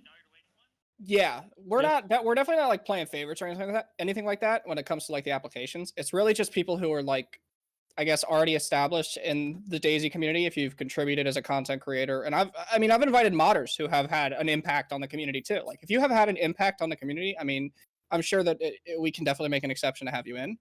That being said, like we still have to say no to some people who are not because they're like, we don't think that they're going to be entertaining or going to be great on the server. They probably would be, but we just can't let literally everyone who's got affiliate in. Otherwise, the server would fill up instantly, and then it Yeah. would become another issue where it's like a lot of the smaller guys are looking to be like clout chasing, and we don't want that. We definitely don't want that. We're out here to make content, have a good time together, and it's supposed to be mutually beneficial to everyone. It's supposed to be a great thing for everybody. What about you, Erno? What's your say? Well, we do it together, so yeah, I agree with him. Mm-hmm. Yeah. Yeah, we don't have a set requirement or anything like that. It really goes person by person. So we discuss it, me and Dab. If we're not sure about someone, we just DM each other and just talk about it. And yeah, that's how we do it. I was going to say something too, and I've forgotten.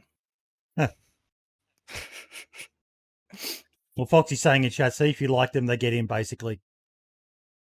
Yeah, I guess. No.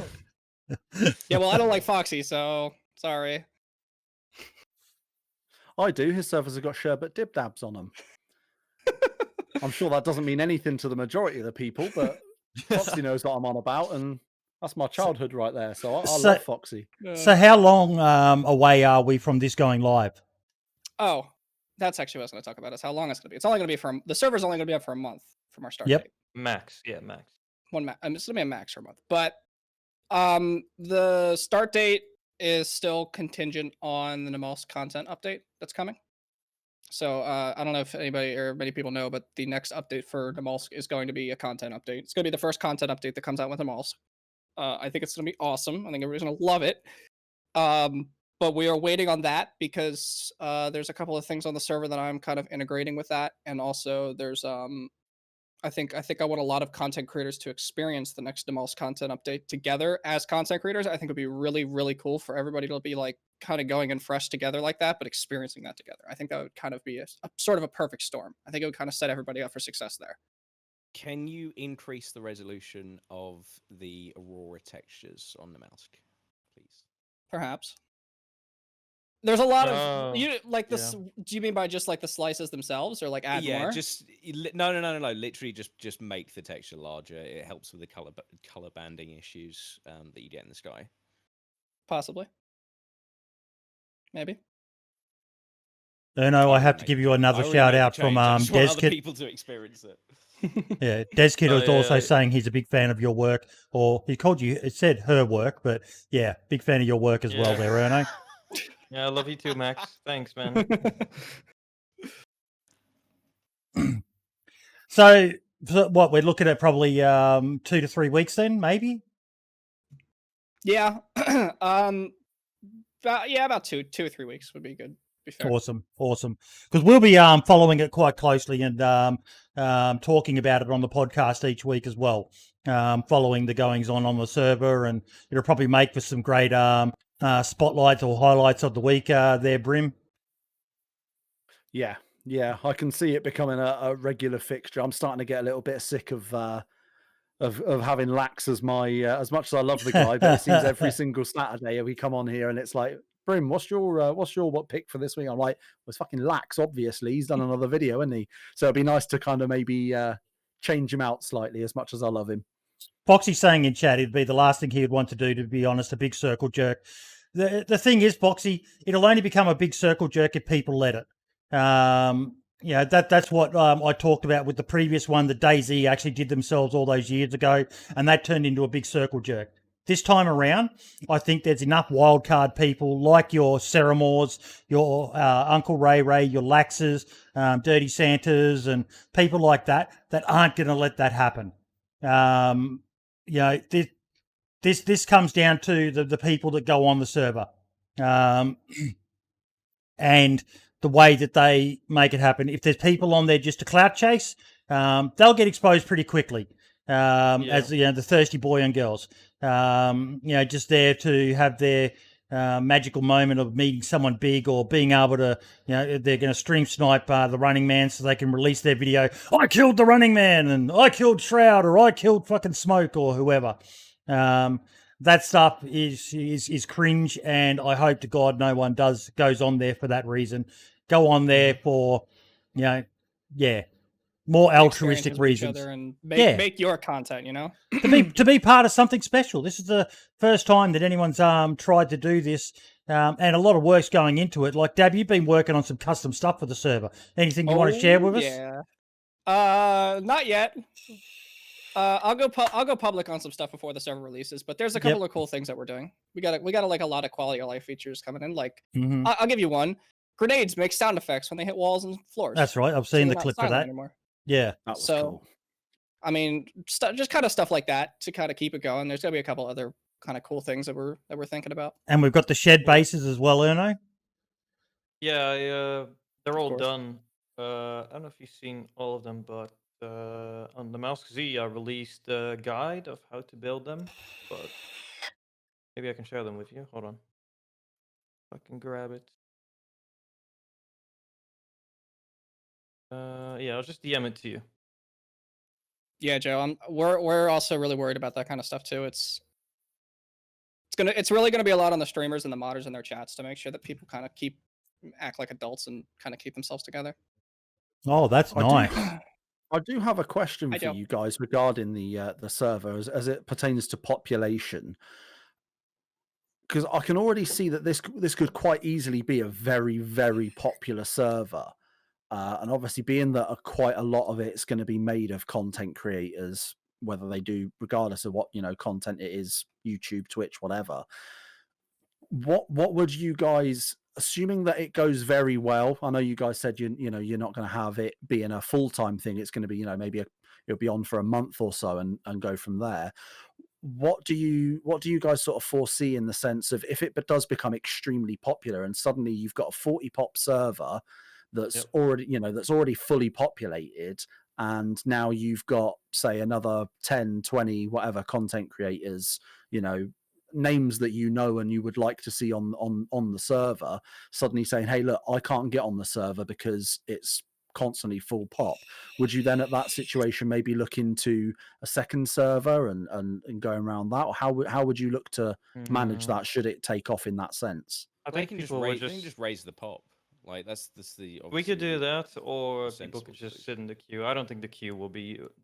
Let's say it does get full. I don't think the queue would ever get above Yeah, that sounds like a very then- happy disaster to have, honestly. Yeah. And Absolutely. and, Yeah, zo- I- and Zombie saying in chat there as well, different time zones as well. You know, us Aussies get Yeah. on at a different time, and yeah, It's a problem that I hope you guys have, because like you said, it is a Same. good problem to have.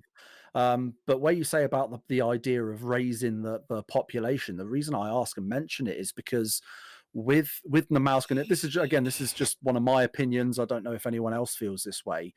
I think 40 is a perfect number for population on the mouse servers, and I think if there are often times where on servers I find that they're sat at 40 pop, and if I'm lucky enough to get on, I go to somewhere like Vorkuta and there's nothing for me to pick up. I can't pick up food and drink because the population is such that, and again, it's going to differ. Some servers are going to have more people that will stay in towns compared to another server that might have more people that will explore. But sometimes I will see that I'll go into Vorkuta, there's no food to be picked up because 20 other people are in that town at that time. I've already picked it up, and there's, whilst obviously, loot spawning in and out as you go along, it's almost like there's not enough loot to go around at times, and you are kind of, depending on the server you're playing on, of course, you're forced to have that PvP with someone to, I need the food that you've got, essentially, and that's not always up to, what people, that's not what people always want to a degree.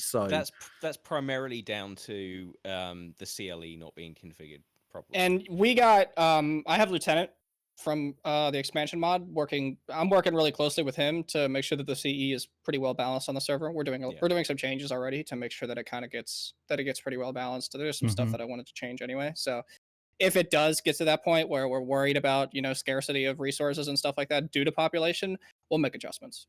We'll make some hot adjustments real quick to make sure that it stays in balance. I know you said you're going to be releasing a lot of stuff later, but are there going to be any events on the server that, basically try to get people to converge by choice, not by force, airdrops or survivor missions or anything like that? I personally would really, really like to have some scripted events, mainly some weird stuff to do with Athena 1, just to have some wacky, weird stuff go on down there to bring people into that one point.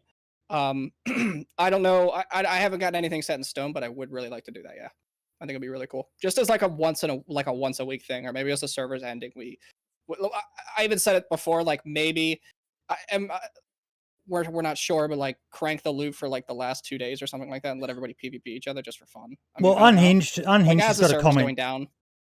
Unhinged has got a comment there in chat. Personal opinion, I'd prefer to see a one-off true colour style event for content creators on the updated the mollusk. A month is a long time. I see your point, Unhinged, but I think a month's going to allow a good test of it. But that's a great way to maybe go out with a bang on the server. Have it so that, towards the end, everyone knows that there's going to be a big event. And that encourages as many people to get on, and whether it be a true colour style event or you guys come up with something totally unique, but that would be fucking amazing. Even if you had, like you said, some events over the course of the month, probably on a Saturday or a Sunday, so that, no matter what time zone you're in, you can try to arrange to be around for it. Some sort of special event that encourages, whether it be a PvP fest or a big interaction fest or whatever. I just had an idea, like just sitting here right now, like what if the last day of the server, the whole server turned into a BR event that was like the whole map started to shrink, and like everybody had their gear. You got to grab your shit and go and be the last person alive on the server, and it's all converging together, and the last person alive is the king of the content creator server, and then it goes down. Immediately after that. Something weird like that would be fun. I would fucking sign up to watch that. And it would be No, I think there's and this is the first time around, as I saw with the Christmas show.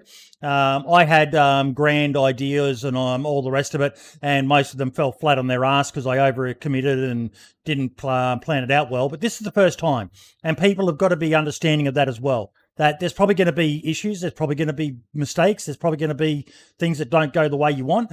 But calm down, take a deep breath, and give good, honest, critical feedback to 3rno and Dab, and see what happens the second time around with it. I'm excited for it. I genuinely am.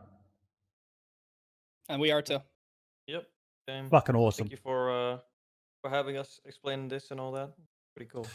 If I can just quickly jump in there, I've had an idea from one of my Twitch subs here for a final event, perhaps some sort of server sing along. Royalty free, non-DMCA-able, of course. We could do a TikTok like all the nurses and everyone else. No, Oh no! There's something really awful about seeing someone of his age just say the word TikTok, isn't there? Isn't it? Yeah. With the gap tooth and yeah. As someone who spends most of their time RPing, the delay in VoIP is one of the most annoying things ever because it entirely prevents you from doing sing-alongs in game. Yep. Because you're always out of sync with the other person. Adds to the charm. Sure. Adds to the charm. Okay, so we're now on to the other topics of the night. Brim, you shared Uncle Ray Ray's tweet. I did. I've just put a link in your chat and mine as well. So Ray Ray's, obviously, as we know, recently become partnered. About fucking time. And what he's gone and done is his first act as the newly partnered streamer for DayZ is he started up his own Twitch team, the Human Twitchipede, because of course it's Ray Ray, so he has to take Centipede inspired stuff there. So it's really cool. I'm lucky enough to be one of the names included there, but we've got some fantastic names, guys like Fozzy, guys like Jimbo Slice, Zombie Lee, who's in the chat, obviously a great addition there as well. Tommy the Gun, Miss Fu, one of the podcast friends, BWAF 99, and also Bear Bomber Zero, Reverend Vodka Cupcakes. So there's a large number. 20 subs, you stinking legend.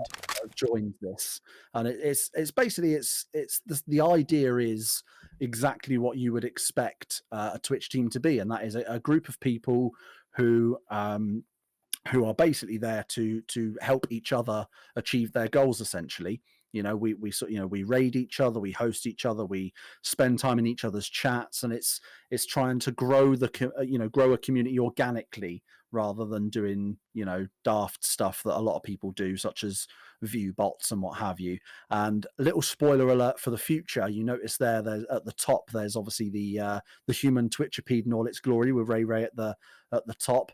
There is being made a custom one of those with all our faces or logos on them as well, which will be sorted out once we've finalized everything. So it's pretty damn cool. It's pretty damn cool indeed. I think it's a great thing that he's doing it. I know other people, when they become partnered I'll start my own Twitch team and that, they can be a lot of work, but I wish him the best of luck. And the thing I love the most is, he's taken in a lot of people who would otherwise have been ignored by a lot of other more established teams. Yeah, I mean, you've got people there like Bear Bomber Zero and BWAF 99. They're friends of the podcast, but they're relatively new streamers. They've only been doing it. They only came into sort of our knowledge in late 2020. So he's not picking people. He's not looking at people with huge followerships and saying, right, I want to get this person on my stream team because they're a very well known streamer, and I want to rub elbows and shoulders with the best of them. He's using his platform, the fact that he's now partnered and he's a well-known name in the community, to try and bring other people up with him at the same time, which obviously is the exact correct way to go in my opinion. That's really good that he's doing it. And because we had Ray Ray on quite a few weeks back, and he was pretty much resigned to the fact he was never going to be partnered, and he's gone and done it. So he's a good inspiration for a lot of people out there who are looking at it like something that they'll never be able to do. And he's a great example of just stick to it. And he doesn't stream as much as some people out there, but he's done enough to finally achieve that beloved purple tick next to his name. Yeah, with Ray Ray, it's quality over quantity. So, like you say, he doesn't stream 6 days a week, 12-hour streams like some people do. He does, 3 or 4 a week that are 3 or 4 hours long at most. So, he keeps things fresh, keeps things simple. And one of the great things, I think it's a somewhat similar thing to what Dab and 3rno are doing with the creator server as well, is that he's not just letting in any old muppet that could end up ruining it for everyone. He's vetting these people. Everyone in this stream team are people he knows of. They don't necessarily have to be a subscriber to his channel or any of that, but they are people that he knows of that have a history, that are, you know, again, might not be well-known names, but don't have like anything negative, you know, against them, so to speak. Yeah. So, you know, that they're not just some random asshole that's going to ruin it. You know, they are. Erno, you ever thought of doing vetted, so one? to speak. Say again, sorry? Are you in a Twitch team or a stream team at all? I'm in Karma Crew, yeah. Yep, Karma Crew, yep. Mm-hmm. They can help when you get some people around you that yeah, can give you guidance and all the rest of it, which is a good thing for people. You know, shared knowledge and all the rest of it, and 100%. Yep. Totally. What are you guys charging to get into Karma Crew now? 250. 150, or do I gotta? Yeah, no, 250, 250 still. 250? Oh yeah, okay, you've gone down. All right. Can we get podcast discounts? Get like a special code to put in on a website somewhere, like a 5% off. Yes. Use code #DayZ podcast for 5% off your Karma Crew membership fees.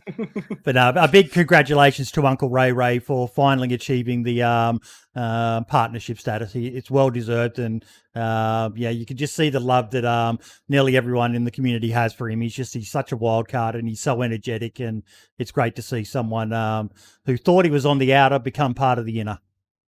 Yeah, and that's the only thing that annoys me with this stream team, is that we had him on the podcast, and I was the one that asked him, because I hosted that podcast. I said, "Do you think you'll ever hit partner? And even if you do, would you ever consider going for it?" And he was like, "Nah, Twitch won't ever want me, and I don't know if I'd ever want to hit partner, to be honest." That was kind of his response. And then, I mean, what was that? Halloween, and we're now end of January, and suddenly, you know, what's that? 3 months, if my math isn't too horrific. And suddenly he's hit it, and he didn't tell me. He kept it a secret. I'm livid with him. Now, Zombie Lee shared with me something awesome that happened in the DayZ community. Mr. OG did a fundraiser, pretty much like almost an impromptu one, for one of the members of his community, Accent EMG, to help her get the surgery she needs. He's 6,000 fucking pounds.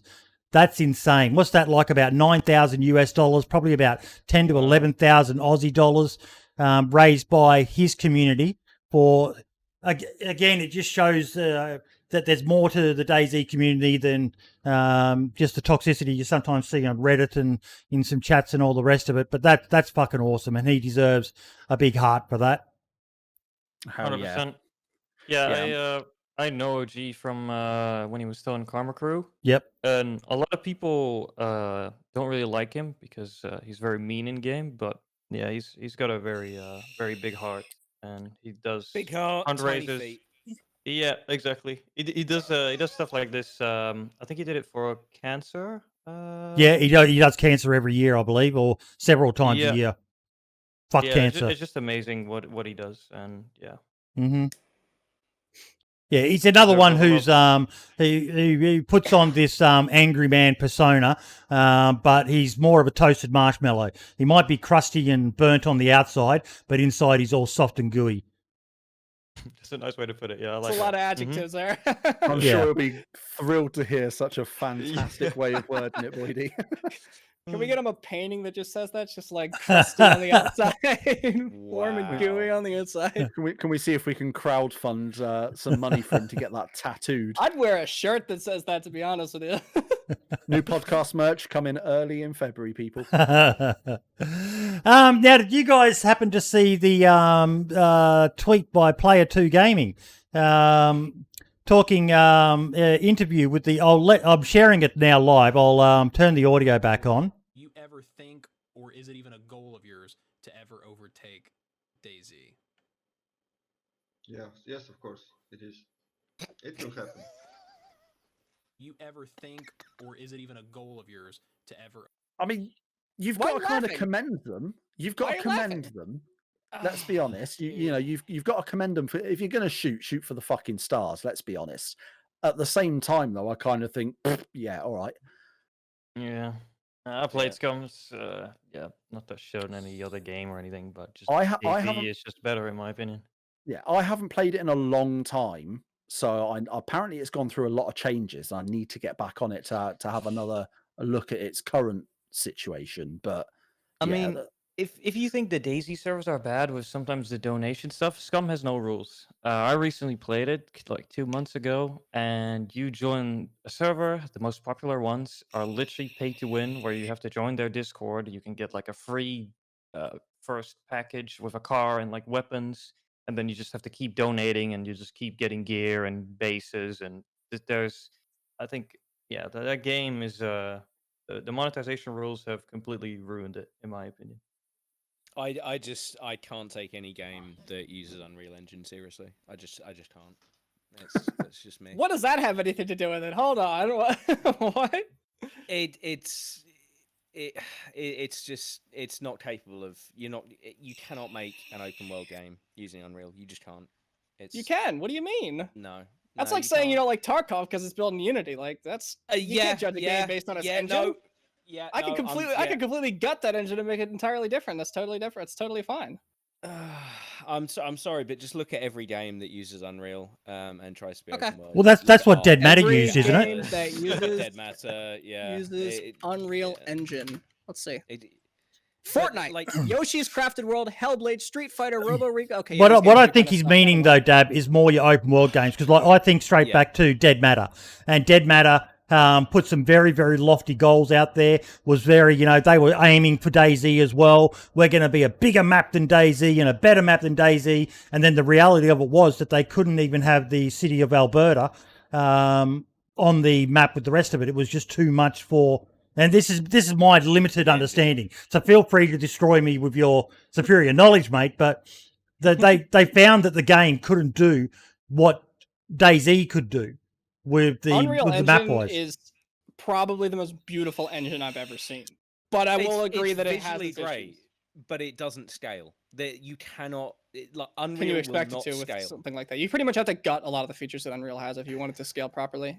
Yeah, and you have to rewrite a lot of it. Which is why I always come back to people should be using CryEngine for shit. Like I'm very, very stubborn with regards. What's an open world game that uses this CryEngine? What's an open world game that uses this CryEngine? I suppose probably the biggest example. I mean, aside from obviously Crysis and Far Cry, etc., would be Star Citizen. Star Citizen, don't get me wrong, they've had major issues. But the question is whether or not that's due to the quality of the development rather than the quality of the engine. The engine itself, it handles a lot of things out of the box, like dynamic occlusion culling, which is something that DayZ still doesn't have and probably never will.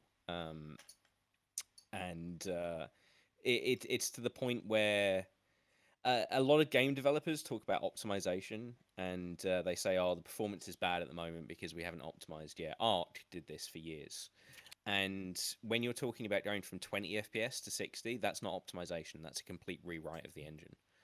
Optimization is getting another 5-10 frames out of the engine, and that's you just can't. You can't. If you've made a game that you're lucky to scrape 30 FPS at the scale that you have, you can't then expect to just double it. And that's the problem that games like Scum and Arc and Atlas have. The engine is just not capable of large scale stuff. It was designed as a first person shooter engine. That's what its heritage is. And essentially, they've kind of forced themselves into a position where they're making developers use Unreal by favorable licensing deals, the launch of the Epic Store, and things like that. It's for most people that have technical goals in mind, they wouldn't think, "Oh, that's the engine I want to use." It's typically projects that don't really know what they're doing, don't have the in-house experience to create an engine themselves or to customize it to the point where it does what they need. Dab mentioned Tarkov. Unity, again, is a bit of a joke of an engine with regards to large-scale stuff, but you can rewrite significant parts of Unity to get it to do what you want it to do. Someone in chat saying that's miscreated uses CryEngine. Miscreated used CryEngine as well, yeah. And again, that handled it significantly better. There are other engines that would probably be even better. For example, something like the Frostbite engine, but obviously they're proprietary and not available. Yeah, Frostbite's to like completely third-party closed off. developers. Yeah. But yeah, Which has the best netcode? I'm being asked in chat.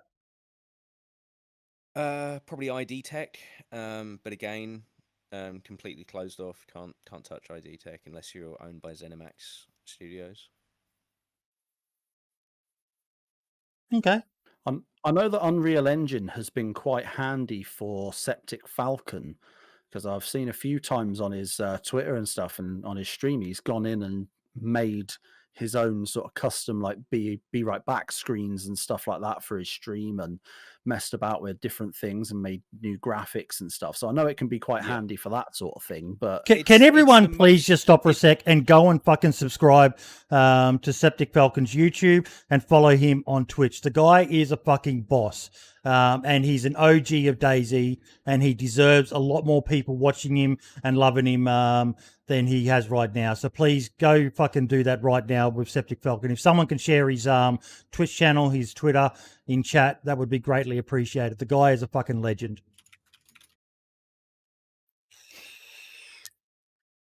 Now, what were you going to say there, Mike? I was just going to say Unreal's the most accessible engine to novice developers and like I almost want to say content creators, because you can use it as a platform to do things like, you know, like 3D animation, video stuff. You know, you can put together in kind of the same way that you used to do with Source Filmmaker. You can put together, you know, sort of trailers and videos and things like that. And in fact, DayZ actually used Unreal to do the trailer for DayZ, I believe. I'm sure Dab might be able to correct me on this one, but I'm 90%. Yeah, I'm pretty sure it was Unreal. Yeah. I'm being told not to call you Mike. No, Mike's fine. Everyone just calls me MDC or shitbag. But yeah, it's Unreal can be used. You know, you can take 3D assets and load them in and rig them using stuff from the Unreal Workshop. I mean, PUBG itself is a perfect example of this. PUBG was literally an asset flip from the Unreal Marketplace. There was very little custom work done. Mostly just the game mechanics themselves of the circle and everything like that. Everything else was just pulled from the Unreal Marketplace and tossed up to kind of make a quick buck. And it wasn't until Microsoft came in, I think when they ported it to Xbox, that the engine got a significant rewrite. Because obviously the PUBG development team didn't have the development expertise to actually make the game like acceptable, which is why the performance was so bad for so long. It wasn't until Microsoft came in and rewrote significant parts of it that the performance increased. So yeah, you get a lot of games, especially survival games, that pop up that use Unreal. They use assets from the marketplace. They use the built-in systems, etc., and it's just an absolute shit show. And the best example of it is Ark. There's so much anger I have in me for that game. And, you know, instead of actually taking the time to hire developers that can shoehorn the engine into a state where it's capable of doing what they want it to, which is an absolute nightmare, they just, you know, kept releasing DLC and shit like that. So yeah. Yep. When a game launches and they say, "Oh, we're using Unreal," unless it's a first-party developer, a first-party title, something by Epic or done in collaboration with Epic, I just sort of shake my head and groan, basically. Okay, next topic. I put up a post on Reddit asking people who would be interested in seeing the classic Chernerus Old School map re-released. I think personally, I think that'd be a great maybe free DLC that they could release.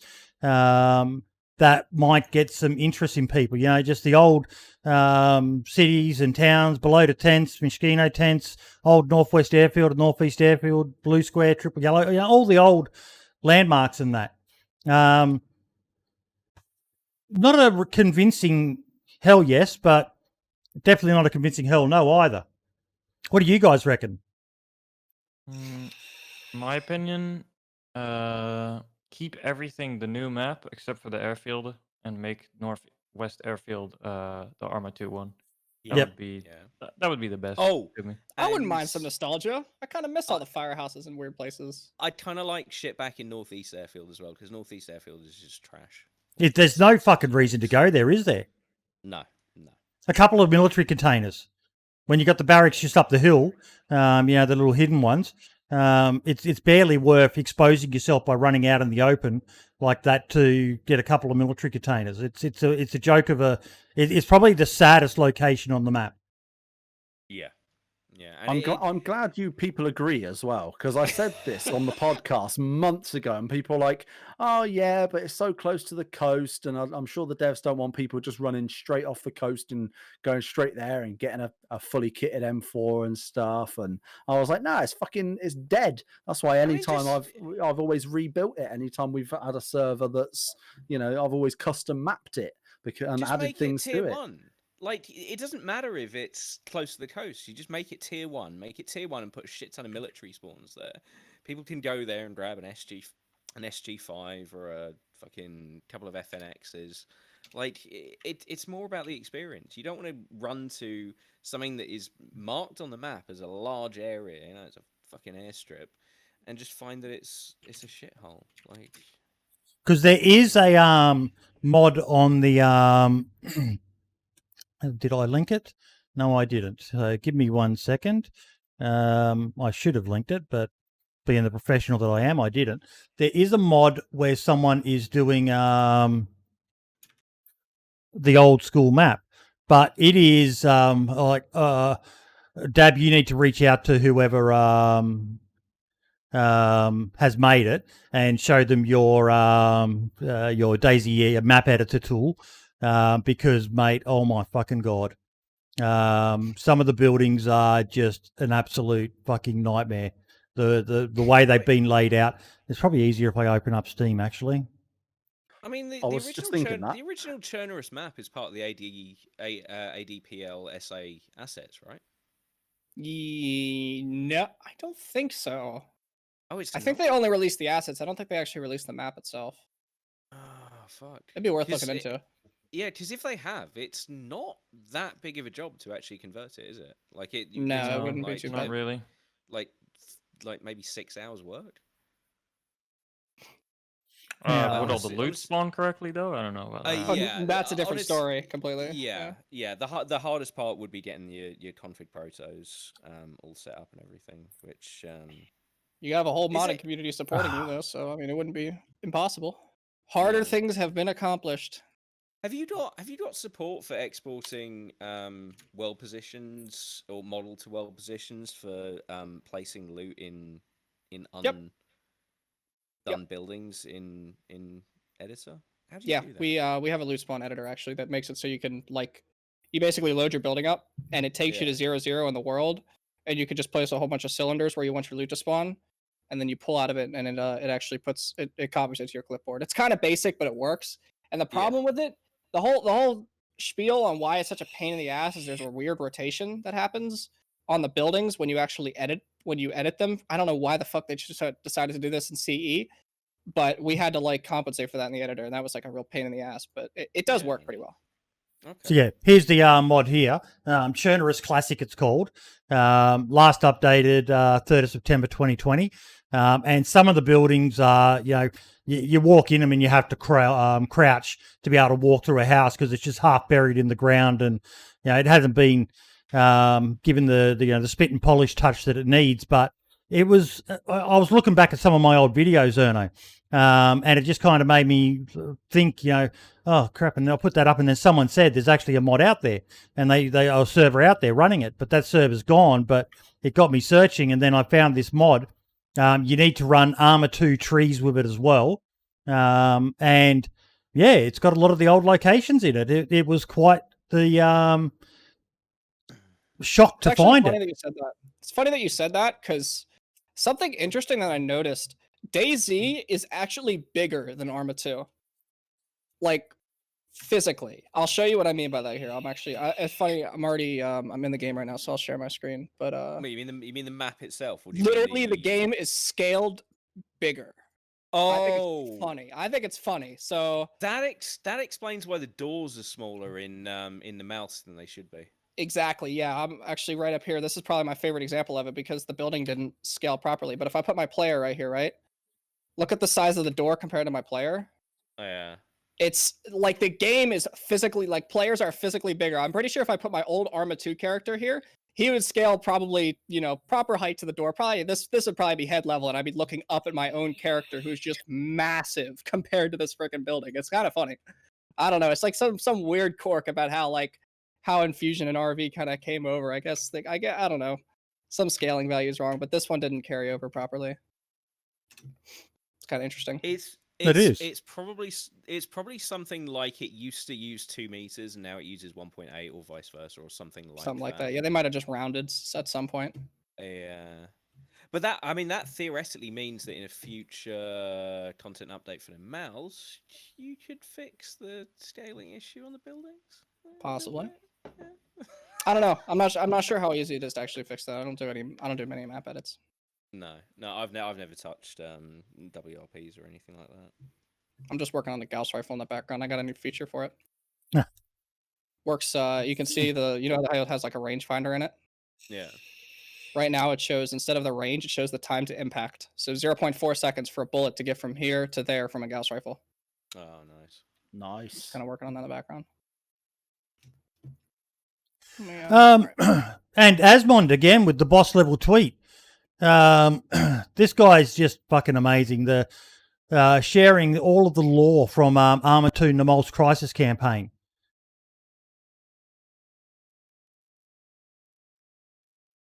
Click to see spoilers.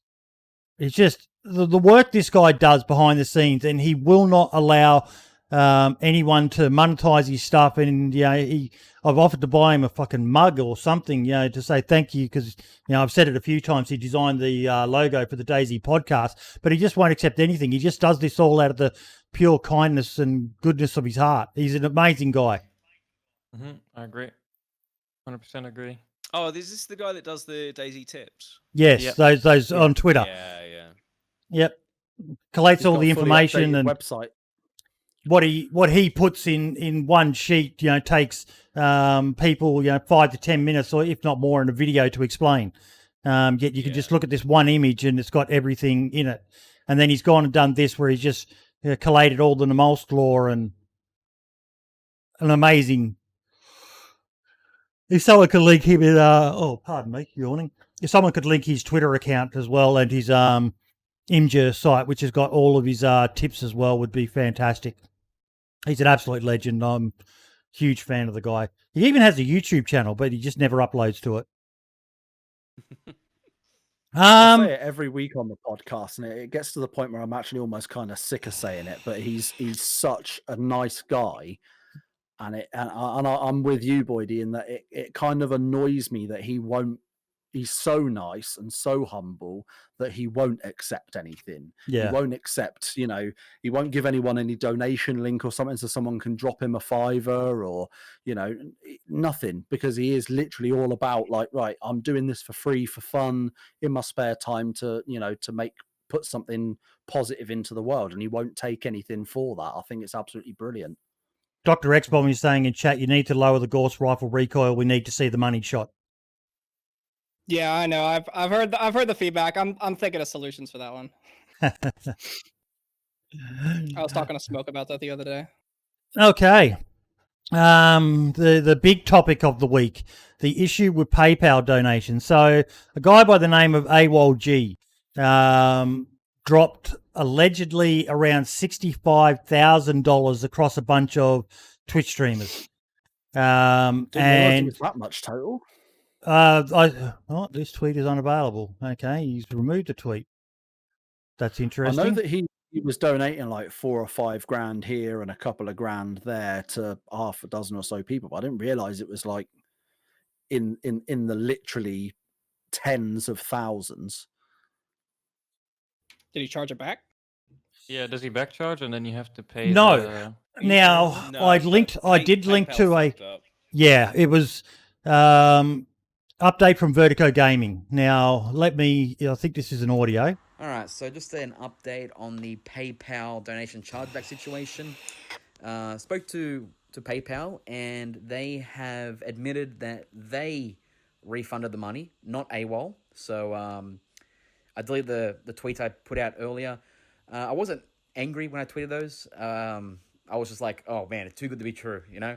But I spoke to AWOL, and he's super chill about the whole situation. He's helped me out with communication, and yeah, apparently when you send that much money through that many donations, that sends a red flag to PayPal that it is a risky transaction, so they canceled it. It's very weird.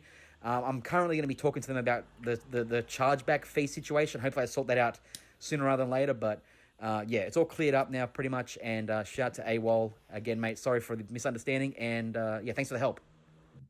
What I don't get from that is that PayPal made the decision to reverse the transactions and then penalise the people the transactions were made to. That is the stupidest fucking thing I've ever heard. I get why they did it originally. Like I said, it's basically to try and essentially fight fraud. Because when PayPal sees that, I can imagine this guy probably does donate occasionally to people, and it's probably a couple $100 here, a couple $100 there. Maybe he's been quite lucky and come into some money recently and thought, fuck it, let's spread the wealth a little bit more. And PayPal have looked at that and gone, well, fuck me, this guy doesn't usually donate this much in any given amount of time. I reckon he's had his account hacked. So they've gone, nah, stop that. But like you say, the fact that they've then essentially, for all intents and purposes, like you say, penalised the people like Vertigo that were being donated to, who were, you know, innocent bystanders for all intents and purposes in the situation is definitely a bit on the dodgy side on PayPal's end. It's most likely because on the balance of situations where this happens, both parties are involved in whatever the fraud is. So their system will most likely flag it up on both ends, and then it will get looked at. But situations like this that are an honest mistake will PayPal will almost always do the right thing in these situations. And it's just a case of getting through the bureaucracy and their automated systems as well. And it sounds like the guy that was donated to has done that. He's begun that process, and PayPal have admitted, you know, it's our fuck up. So yeah, it's I think one that's of those things you've got to be aware of. And to be honest, if you're going to donate a massive amount of money to someone, it's probably even best to call PayPal in advance to let them know that you're going to be making a massive payment, just to kind of head things off and explain, you know, this is the situation, this is why we're doing this, and then they can pre-authorize that transaction in their system. Because I did see that PayPal did reply to him on one of the tweets asking him to DM them. We did reach out to him and, you know, say before we found out the Vertigo was the only one I'm aware of who's actually confirmed what AWOL was saying. But man, some people were fucking nasty to him in comments. You know, I tweeted out at the beginning, I was like, just calm down, take a deep breath. The guy isn't ducking and weaving, because people were saying, you know, oh, you got Dad's credit card, did you? And Dad's cancelled it and all the rest of it. But there was a tweet from him somewhere that said, you know, it was about $65,000 in total that he tweeted. Then you can see it happened again here on January 20th to someone called Speckle, $7,500 in donations. So, I mean, the guy's got some serious fuck you money if he's donating that much to people, but yeah, I was gonna say, yeah, I volunteer as tribute. Speak to PayPal first, but if you want to donate to me, I won't argue. But yeah, it did cause a bit of a kerfuffle, and probably the one who stood out to me the most was the Running Man was really chill about it. A few other people, you know, Vertigo and a couple of others that it happened to, got a bit upset, which is understandable. You know, chargebacks and hundreds of pounds and hundreds of dollars in money that they probably can't afford to spare coming out of their account suddenly, and they may have other bills and that coming out of it. But yeah, the running man was actually really, really chill about it. So shout out to him. Foxy's saying, I don't think TRMZ ever got refunded. So his I don't think his he did. I don't chargebacks think his he did. chargebacks didn't get refunded. That was, well, I think TMRC only got a couple $100, if I recall, because I think I was watching a stream when it happened. I think he only got a couple hundred. So wouldn't be surprised if like one of the smaller ones wouldn't get charged back in that situation. I'm glad though that PayPal seem to have kind of taken ownership a little bit of that as well, though. They've admitted that, whether it be privately or through public tweets or whatever, they've admitted that it was their fuck up, essentially. I think moving forward for them, the best thing I think that they should be doing now is refunding those people that have had chargeback fees, those streamers that were being donated to, who, you know, whose fault it wasn't anywhere near their fault. You know, they were just doing what they're doing, and someone was kind enough to give them a bit of money, and they've unfortunately had the shit end of the stick as a result of it. So yeah, I think PayPal, I think the right thing for them to do would be to just to refund those chargeback fees, apologize, and then everyone learn from the situation and move forward. Yep, I agree. It almost sounds like PayPal's policy is just kicking hard there too. Like it's just automated. Yeah, and for how their systems work. It's most likely Mickey Mouse money in PayPal's system, i.e. they just set the account to -200 or whatever, and it's just a case of them pushing a button to do it. Like I don't think I could be wrong, but I don't think they've been charging people's payment sources for the chargeback fees. I don't think people have actually lost any money. It's just their account has been adjusted by that amount. That's happened to me in the past with PayPal stuff, and it's one phone call away from sorting it.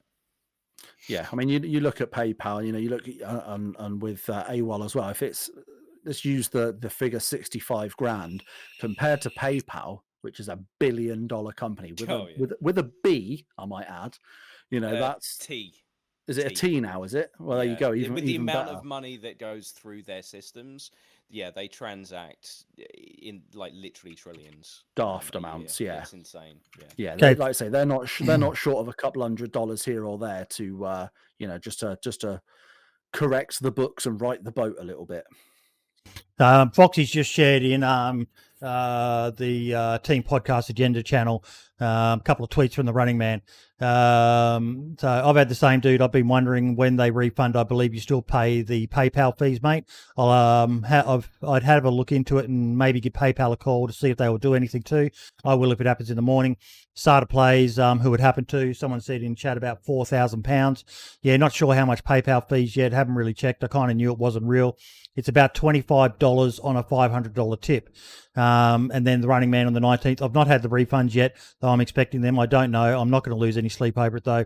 I once paid $45 in Streamlabs chargebacks for one $10 and two $2 tips. I turned off card donos after that. I guess it's for the buzz in the stream. I don't know. And Anarchy, I figured as much just to look impressive for those few minutes dumb. So I will say with all of the criticism that people give PayPal, and I see there's a lot of the tweet responses that are saying, "Oh, PayPal are scanners, they're twats," and all this sort of shit. It is nothing compared to the credit card companies like Visa and Mastercard. That's true. Yeah, it's Capital One. Yeah. PayPal is incredibly consumer friendly. With regards to their payment structure and security and things like that. There's a reason why they're kind of the gold standard for electronic transfers. now I found a video when I was looking on YouTube.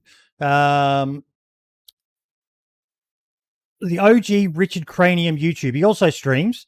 But now that's a name I haven't heard in a long time. Yeah. It was one of the most cleverly, I won't play it because he has a lot of music playing in the background. But if you ever want to give someone a quick guide to surviving the start of DayZ, then this is a damn good video. It's well edited, as you saw there by the, sitting down at the computer and then zooming out, and he's definitely got the editing skills. But he goes through pretty much the basics of how to play DayZ, from crafting and using rags to making a ghillie suit. I think he skipped over a few things like medical and things like that, but the basics of, basically from spawning in to, he covered making a ghillie suit because he was talking about burlap sacks and stuff like that. It was just one of the most clever videos I've seen done in quite some time, and I wanted to give it a shout out. Little guides like that are great because DayZ is such a complex fucking game, isn't it, Dab? Oh yeah, no, there's so many little quirks inside of it. You can never really. It's almost impossible to know all of them unless you're at them. Yeah, exactly. It's a steep learning curve for DayZ. If you've never played it, don't know nothing about it, never watched a streamer play it, you would log in and go, literally, what the fuck am I meant to be doing here? It would be nigh on impossible to work out what you're meant to be doing. So this is a really good little guide from a small channel, so definitely worth sharing, folks. The amount of times I hear people with, like 5,000 hours say, "Oh, I didn't know you could do that," is insane. Mate, I still find things every now and then that I didn't know you could do, and I've got 7,000, 8,000 hours, I think, all up now. Keegan posted a tweet, and I'm glad we've got a couple of modding geniuses here, because I have no idea what the fuck he is talking about with this. He's talking about a call extension mod. What, are their phones in DayZ now? He said, I got bored and rewrote the DayZ call extension mod I made 2 years ago. I got a cease and desist from BI for releasing it back then. Still upset about that one. We'll be describing it in more detail on my website sometime in the next week and a YouTube video. Did any of you know what the fuck he's talking about? No, it's a DLL is injection. Talking about DLLs, yeah. You can't, the reason why they cease and desist him was because it's a breach of BI's TOS. So what it is, back in Arma, you used to be able to write code in the game that was not actually like in SQF. Like RV script. It was actually like you could write a DLL, which is like just a little package of code from a different language. You could use C# or C++, and then you could call it from Arma and then bring that logic in. And they removed that ability in DayZ completely, and people were using DLL injection illegally to do that, and BI does not like that, which I can understand why they cease and desist them. So Dino's Bino, amazing modder, by the way, guys. Anyone who doesn't know, his DBO mod's fantastic.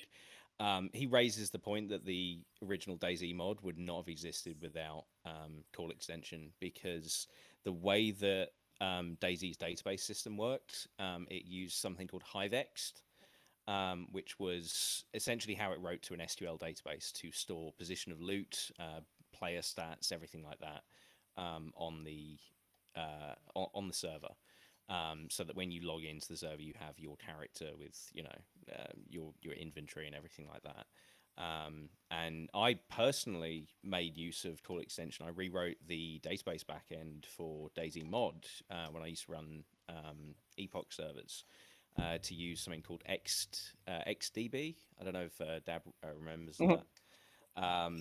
But yeah, you could get massive performance increases by writing custom solutions that use call extension, and it's a shame today that we can't do that. And to be honest, if you did have call extension support, you could probably get rid of DayZ's sort of shitty Hive system and have a database that you can actually edit, and it opens up possibilities for things like hiving servers, where you can have multiple servers with a shared player database and things like that. The scary thing for me, I install load functions. I agree 100%. I'm all for open it up and let everybody get their paws in there, and I want to mod everything that I possibly can. But at the same time, with how opened up Infusion and Enforce already is, I feel like call extension could possibly open up a lot of security vulnerabilities. Oh Christ, yeah. Yeah, I would never do it on a public server. It would be kind of.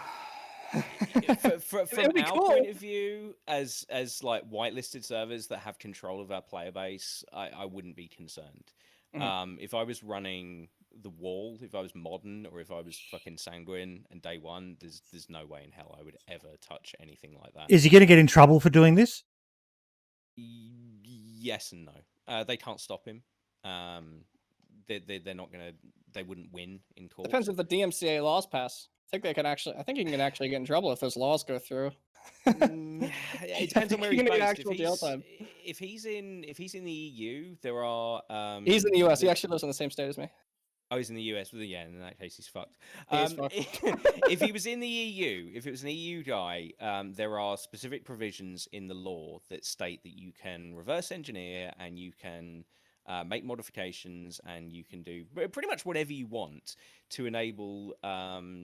What's the exact term? It's something like third party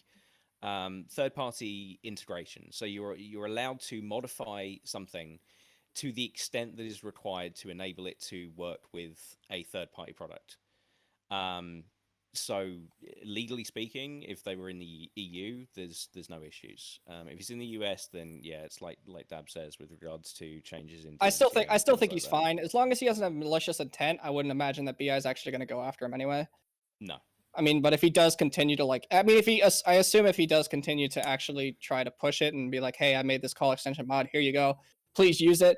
And then BI takes it down again, and then he puts it back up, and he keeps evading him. Then it seems like a anti-hack situation, and then I can see BI going after him. I do like Daone's reply.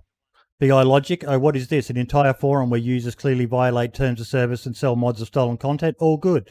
Oh, wait, what? You are injecting code base with what? Say what now? You say it's server side? That's even worse. Really unacceptable. Take this cease and desist. Yeah, he's got a point as well. If it's server side, that sort of allays a lot of the security concerns because it means that people are not. It's not as possible to use it for cheating purposes. Yeah, exactly.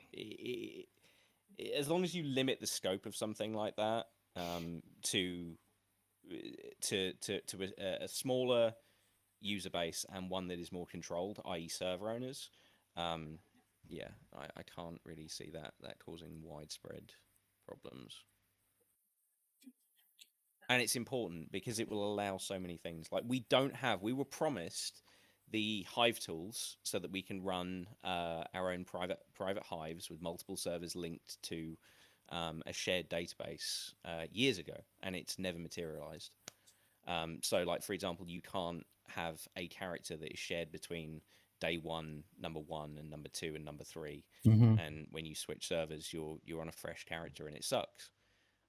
Whereas if you're on public, you can hop servers all you want.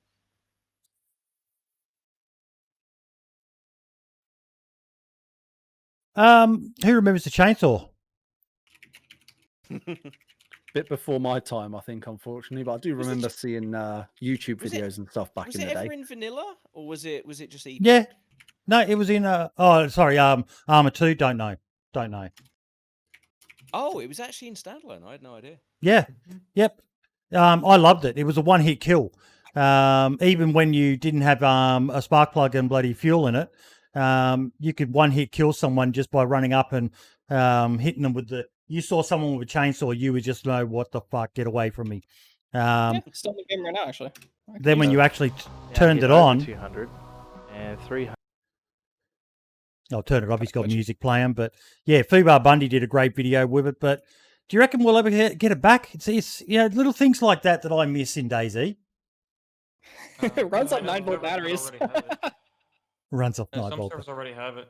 It does. Here, wait, I'll show you. Have it in game right now? There's a lot of shit. There's a lot of content in the game that could be very, very, very quickly fixed. Things like the org, things like the Groza, Red 9. There's a ton of content that doesn't require a lot of updates to get it going. But we can't do shit because the models are binarized. Sometimes it's as simple as changing a selection or a bone name or moving a proxy, and we're kind of hamstrung by the fact that we can't fuck with shit like that. But it would take BI half an hour to get the models into a workable state, Mm-hmm. and that's frustrating. That's very frustrating. From what I understand, the biggest thing is the custom animations, isn't it? Because they like to have the proper loading animation and mag change animations, and yeah, that's the big delay for a lot of this stuff. There's things like Blodders just mentioned. There's things like there's different textures for the reflective vest. There's a bottle of dextroamphetamine that it works. You can enable it now in game, like as a third-party server owner, but it's not in the base game, and it's just it's frustrating that stuff like that just hasn't been done. Like just take that half an hour and just put it in. See, the thing for me, I look at something like that and I think it's cool. Like, it would be cool to have a chainsaw. And from a content creation perspective, seeing someone like Sarah Moore, like Uncle Ray, for example, on a server and they get their hands on a chainsaw, you know, as someone who loves watching those videos and watching those streams, I would love that. But at the same time, I look at it from a perspective of, but other than that, what would be the point? As far as the functionality of it, even if it worked absolutely perfectly, they did custom animations, everything, at the end of the day, it's literally going to be no different than a fire axe, for example, or a splitting axe, because people are, it's, you know, theoretically, it's chainsaws are designed for cutting down trees and things. Obviously, people can, you know, use them for other various purposes. Like we say, we can one hit kill people or whatever else. But I would look at that and think, from Bohemia's perspective, perhaps, is that we've already got items in the game, the axes that do and the hatchets that do the exact same thing this is going to do. Why would they want to put in that extra work? Maybe it's not even that much work, but it's extra either way. Why would they want to put that much effort and work into getting something like a chainsaw going when, you know, like I say, they've already got items such as the axes that will do serve the same purpose? It's just it's a manpower thing that they adds, don't have. but it's a thing that adds, like, so it's one of those for those who remember it, it was one of the most scary fucking sounds to hear as a freshie in town. You could hear a gunshot. It didn't scare you. You heard a motherfucker start a chainsaw near you, you fucking shit a brick. It is just one of those, it adds so much to the game. Yeah, you'd need to make it relatively rare because it was so overpowered. And it should be, you know, fucking someone hits you with a chainsaw, you're going to get fucked up. But it was just, yeah. And I do see people saying there's some servers, Aftermath, using it for raiding. Yeah. I feel like it would be really good kind of a thing to have on like the content creator server, just to have for the sake of content, just to have people running around chainsawing. Mate, if you could, oh my God, the wet dreams I would have seeing Ray fucking, if he got his hands on one of those, I think he'd fucking pass out with excitement. His boner would go straight through his fucking desk. I'm going to do what I always do and make the argument for RP servers. Anything that adds stuff for people to do. You know, we have traders that, you know, they sell tools to people, and I mean, I use the term sell very loosely. You know, you'll walk up with a roll of duct tape and you'll get, you know, like a hatchet or something like that. It's not based on money. It's based on that RP interaction, and anything that you can add to the game that is something that people can experiment with. Like, I added a dyeing system the other day where you can find buckets and little bottles of dye, and you take your clothing and you can dye it and get the correct color scheme that you want for your character. A chainsaw, you know, you could have someone RPing as a lumberjack that goes around and helps people build their bases by cutting down trees. And it's like, you know, do you want these quality logs that I'm making, you know, because I've got a chainsaw, or do you want to hack away with an axe and do it, you know, kind of janky like? And it's not something that's necessarily mechanical. But it's something that people can use to drive their stories forward, and stuff like that. I'll always vote for more content and more variety for that purpose. I think it would be good, like you said, for like with the use of RP servers, and you said there specifically about having someone RP as a lumberjack. I think it would be good as part of a server mod, for example, that is specific to that RP server, and have it where perhaps the axes, you know, they give you X amount of wooden logs for base building and planks and stuff that are in what you know, maybe they're worn or damaged, whereas if you use, you know, a much rarer thing such as the chainsaw, it not only do you cut down that tree quicker, but perhaps the logs and the planks are then, you know, there's more of them and in better condition, for example. So you could, I think it would work better like that. But I think just putting it in the game for the sake of them going, right, we've added this new item, go and have fun, I think, like I say, because we've got the axes, seems almost pointless. Like I say, you made very good arguments. I think absolutely we should. I'm all for new additions to the game, But I think especially this year, where they're concentrating more on the health of the game rather than the additions to the game, I think this year at least it wouldn't be the ideal time for them to look into doing that. I think it makes a great base rating tool.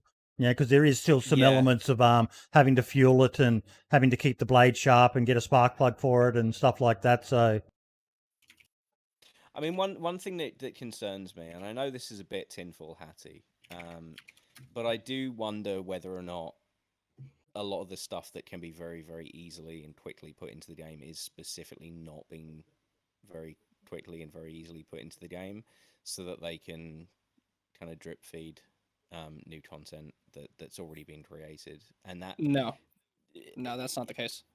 I know for a fact they don't have enough manpower to just to do that. They have there's like a lot of things going on internally. Definitely just tinfoil hat then.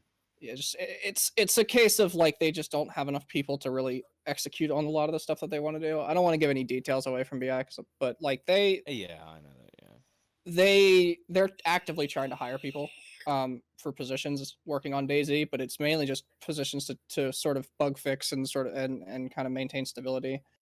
Yeah. And maintain the game. They want the game to keep on growing, and they want to keep adding features, but they don't want to make any like groundbreaking changes or anything like that to the game.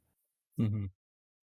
As Blodger says, again, I think it ultimately depends on how you view the game should be played. If you think the game should only be played to loot and kill, then so be it. If you feel as though the game can be more of a sandbox for not just looting and killing, but role-playing and creating interesting content and stories, etc., then these additions begin to mean different things. So, yeah. Now, I wanted to, I had to add it at the bottom because I maxed out the amount of characters you could have in a single comment. But Helkiana put a tweet up where she said about what we talked a bit about earlier with paid mods, but more and more paid-for mods show up in Workshop for DayZ. It's sad to see this trend. I understand it's expensive to make mods, but it shouldn't be a business. I don't agree with that in its premise, in that I don't see an issue with people being able to make a quid, but I think it came down to, in the discussions, the quality of some of those mods is pretty shit. People are just doing it to make a buck and not because they're passionate and making a buck as well. But then you and I got into a bit of a tete-a-tete as well, Erno. Mm-hmm. It was short. Over almost as sad for me as all the mods that are locked to a particular server that can't be used by anyone else. So we'll stick with Helkiana's point first. Anyone got any comments on that? About the paid mods?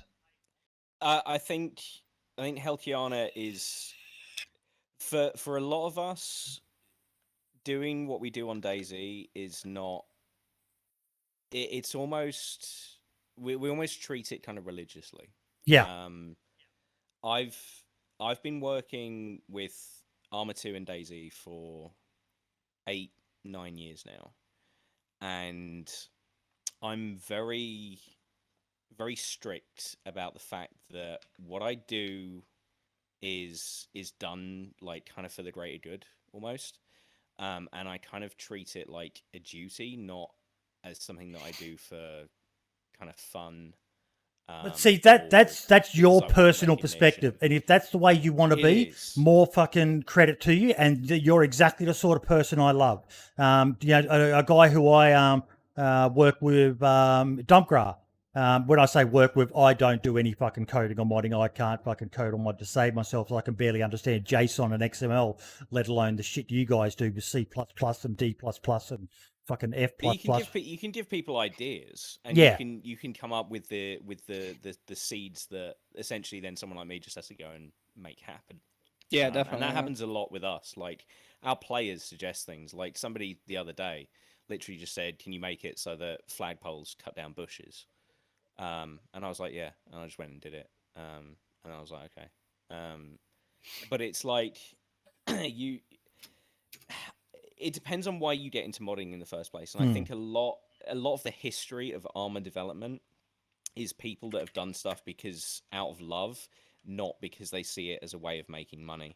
And I think Helkiana is concerned that the modding community, the more people that start releasing mods to make money, that's a valid point. Stop doing it for love. And more people will just see it as a way of making bank. That's a valid and point.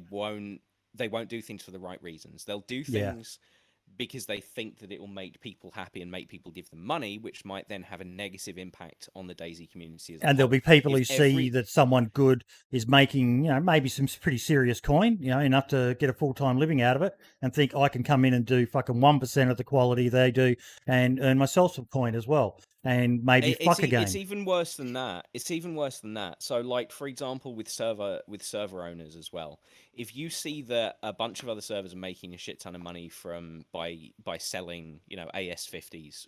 It's not AS50s these days. It's M107s. But selling big guns to people, then sooner or later every server will be doing that to try and make money.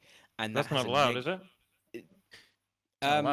With BR, it depends on if you get monetization. No. No, you That's- can't. Yeah, no. you can't have any physical advantage over other people based on even if you can monetize. Yeah. It has to be completely cosmetic. Yeah, Right, unmonetized, and no, you cannot do that. Yeah, you can't but sell in game. the thing is, right? But it's happening, and we know it's happening, and they're not doing yeah, anything. this is it. It's happening, and if it becomes a point where everyone is doing it, then BI can't stop them.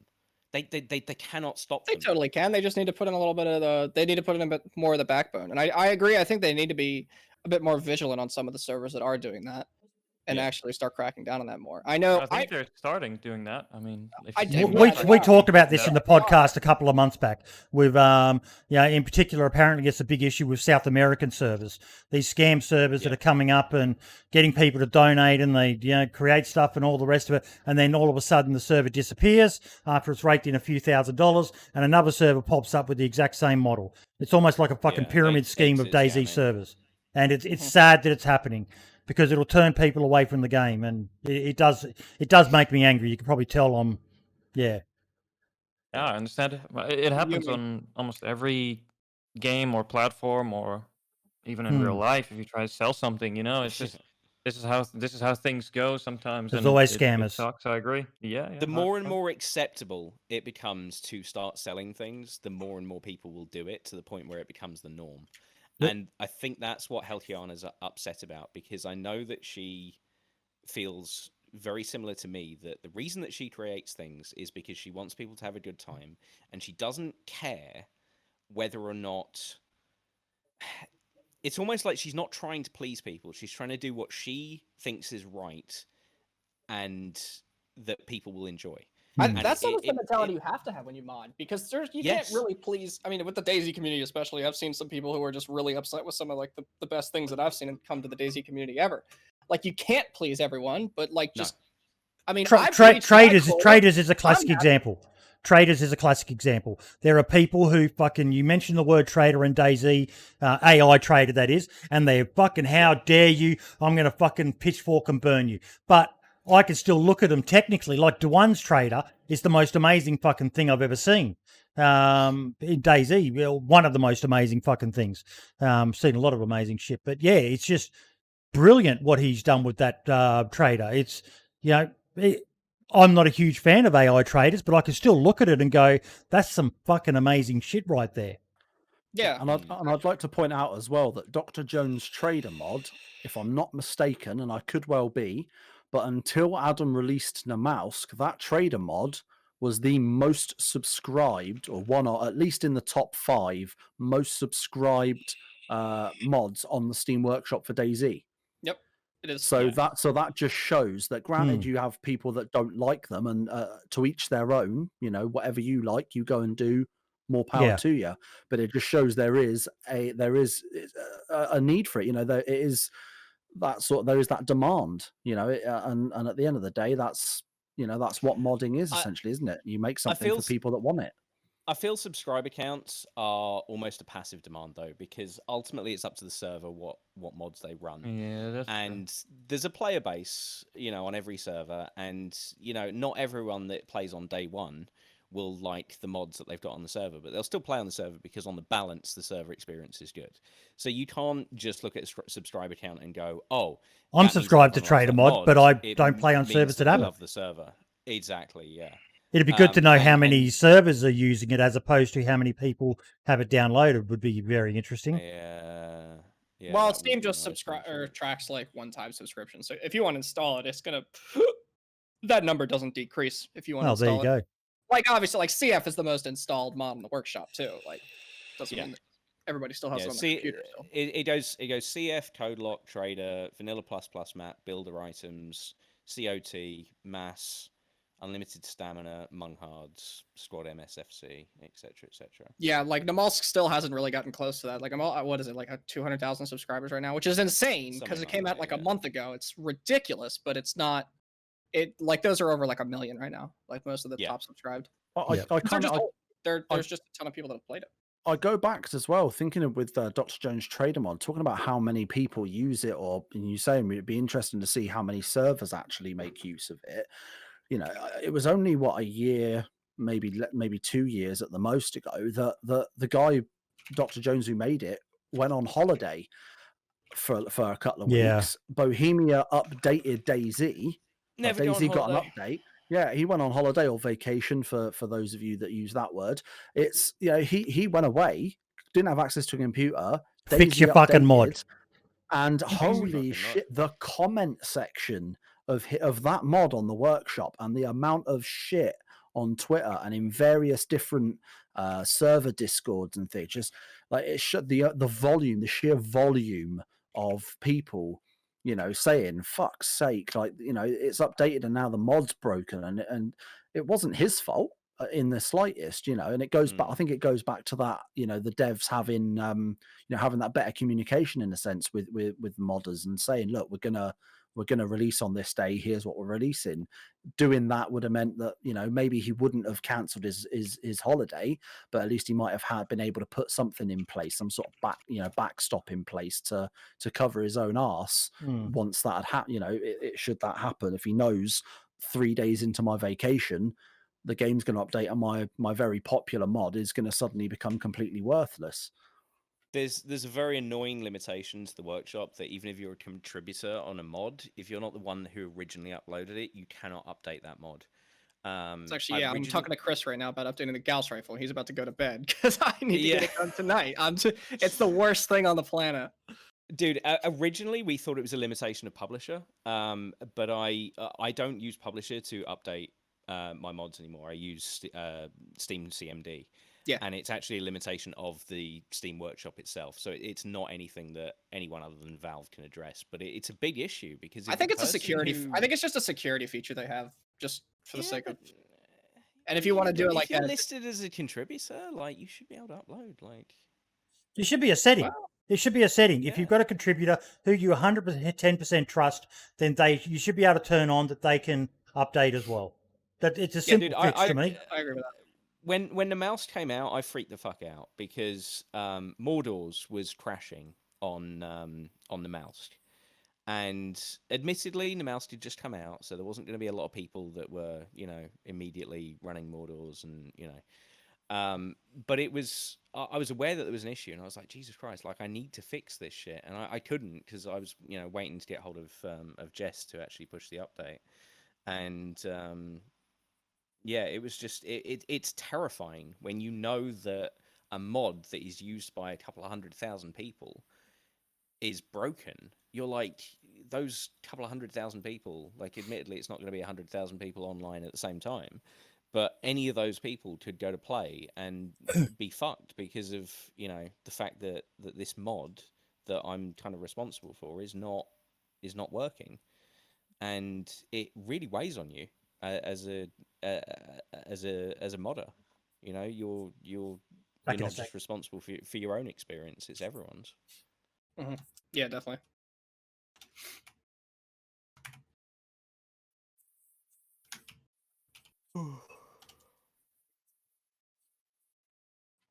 Right, where are we at here? I'll take over from Boydie for a minute while he's doing whatever on earth it is that he could be doing.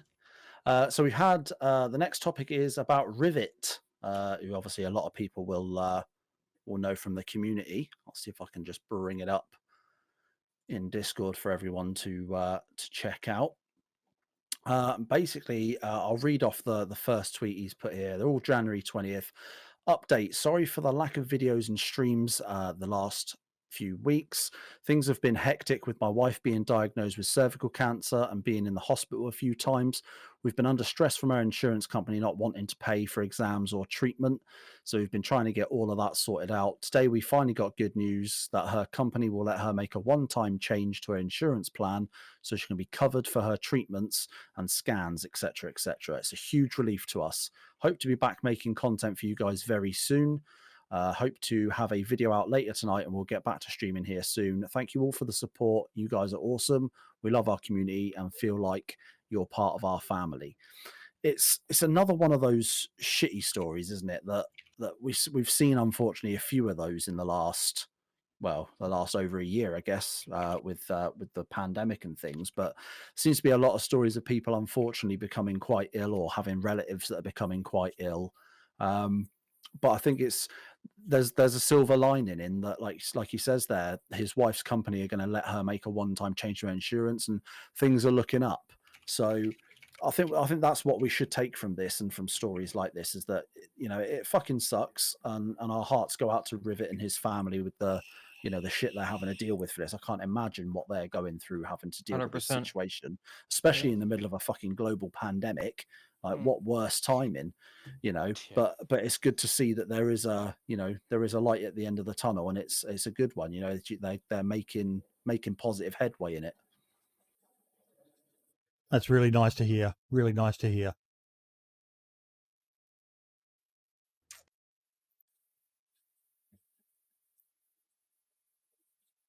I'll let you take over from here, buddy, because you've got the Patreon topic of the week. So I'll let you go on that one. Well, we've actually still got something that we needed to talk about with the other topic.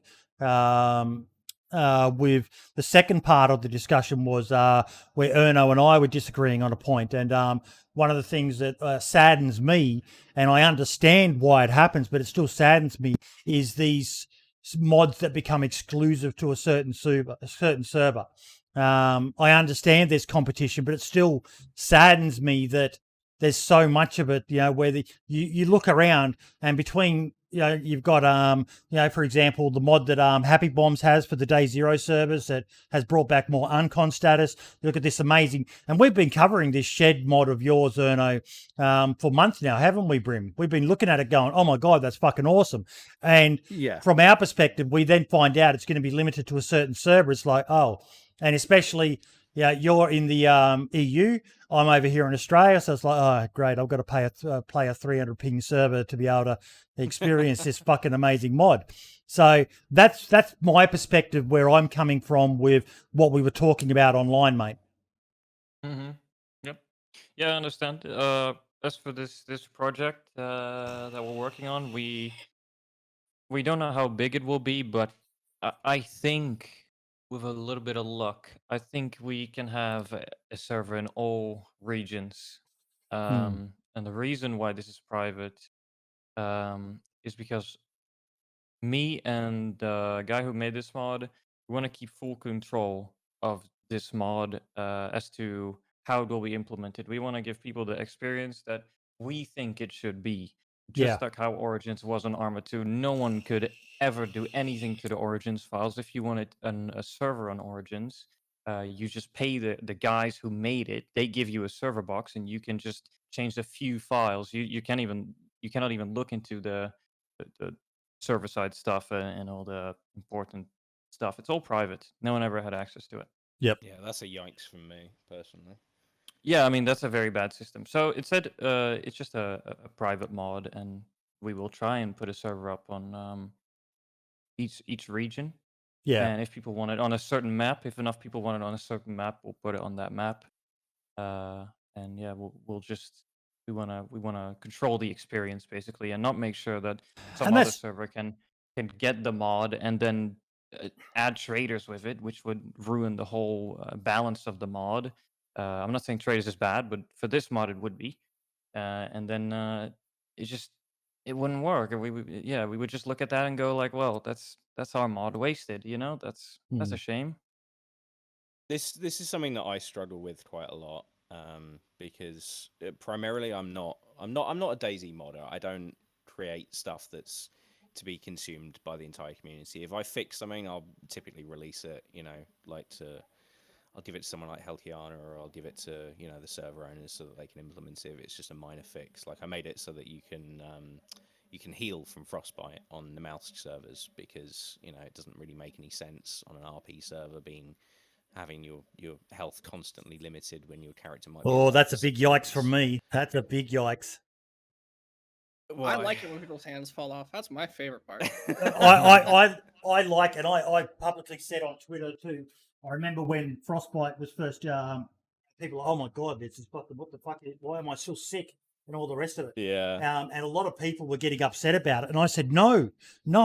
Finally, there is a reason for people to have to value their character, and not just can be shot and then I'll heal from the shot. It's a case of, if you don't play the character properly and protect him from the consequences of frostbite, finally, other than permadeath, there is a permanent penalty for not caring for your character. It has changed. It's been fantastic for me watching so many PvP players have to move outside of their scope of just run and gun to now having to care for their character on the molsk to make sure they didn't get that 25% penalty to health from getting frostbite of their hands and stuff like that.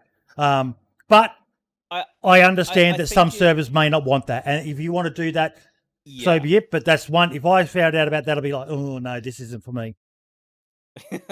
I think it honestly, it depends on the play style of the server and what you're valuing. And to be honest, on kinship, we kind of value the story over anything else. So we try not to let the mechanical limitations of the game impact on the story. And so that's why we made the change. To be honest, if you were running a different RP server with a different rule set, you could even extend that system to the point where, if you get shot in the leg, you'll always walk with a limp, stuff like that. So, but yeah, I mean, for me, what I was saying is that I create stuff for kinship that is to differentiate us from the other servers that are out there. And I feel bad when I do it, because I'm like, I've created this really cool thing. I know other people will like it, but I'm keeping it to our server because we have to differentiate ourselves. When you've got other servers out there that are, they toss up carbon copies of your server and they steal your code, and 100%. They just, People say that don't look at other servers as competition, but I said that. I'll raise my hand for that. I said that. More people say that, but obviously it is competition. I don't look at other servers daily. I never really look at them. I only look at the servers that I play on. But indirectly, they are competition. They are trying to do what you do. I think some of these shitty servers, you mentioned, Erno, are what caused the problem. The ones out there that will steal code and all the rest of it. I like to believe that ultimately we could have collaborations between some of the big communities, that everyone has their unique little something about them, their combination of mods, or the focus that they have more PvE as opposed to PvP, and all get along and play fair together. But it's those shit cunts who are out there stealing fucking shit, and the ones who create a server and name it fucking day one with the number one instead of ONE or just day shit two. like that. Day two, day three, and the day one experience. So I understand that, but I'm not on about that. Like, that happened to my server as well, but I don't even spend time on those servers because they never really take off. But I'm on about what Michael said about copy servers. And there's a lot of them. If you go to Chernarus and you look at the most popular ones, they probably all have traders. They probably all want to try and do factions. Yeah, they all have the same mods. They have the same gun packs, same rules. Yeah, and how are you gonna be above competition or differentiate yourself if you're gonna do the exact same thing, make it public? Then they will also use it, and well, you got the same problem. There's two ways. There's two ways to differentiate yourself as a server owner. One is the way that you handle the community and the way that you curate the type of play experience that you want. So we're very, very different to other RP servers in that we focus primarily on story over conflict, to the point where most of the threats on the server to people's lives are actually done by the admin team. We actually go in, we do lore events, that will put people in harm's way. They don't worry if they run into another player. They're not worried that other player is going to rob or kill them. They're facing a common threat, which is provided by the admin team, that is moderated to a point where people feel threatened, but they don't feel like they're up against Invincible an foe situation. Yeah, where they don't have any opportunity for the story of their own, and that's a balance that's been really tricky for us to develop. And we've had to ban a lot of people that don't understand what we're trying to achieve. They think you can just run up to someone and shout, "Put your fucking hands up," and drop your shit, and those people are going to get banned immediately. Because it's not what we're trying to curate. And the other way to differentiate yourself is with custom content, and that struggle to what I feel is essentially withholding content that I've created for DayZ from the wider community. The way that I've kind of enabled myself to rationalize this and live with it is that when kinship is done, when we're not running the server anymore because we've moved on to other things, or there's no player base or whatever like that, I will release everything that I've written same. to the community as a whole. When I don't need it, we will push that out so that everyone can benefit from it. And I still feel bad that I'm withholding it for the time being, but that helps me sleep a little bit, knowing that work will not go to waste after we've completed this project that we're doing and this service that we're providing to people. And then if people want to take it and run with it and use it to build new stories and new content, then we'll be over the moon. And Blodders in chat, she's done I think she's done probably 300-400 retextures. I've done a couple of hundred. Exquisite has done a shit ton as well. And all of that stuff is going to get wrapped up and pushed out as clothing packs and weapon packs and shit like that.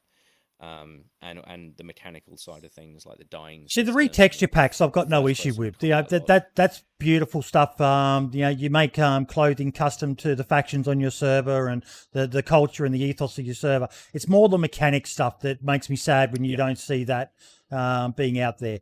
And I said it on Twitter, and I'm really sad that I'm not going to be able to put your mod on my server here in Australia, because it would really, I'm a big fan of, my ultimate dream is something like more doors for locking down existing structures, and something like your mod for standalone structures that people want to build out in the wild and that. Because I just loved when we first became aware of your mod, 3rno, it was like, oh my fucking God, that is beautiful.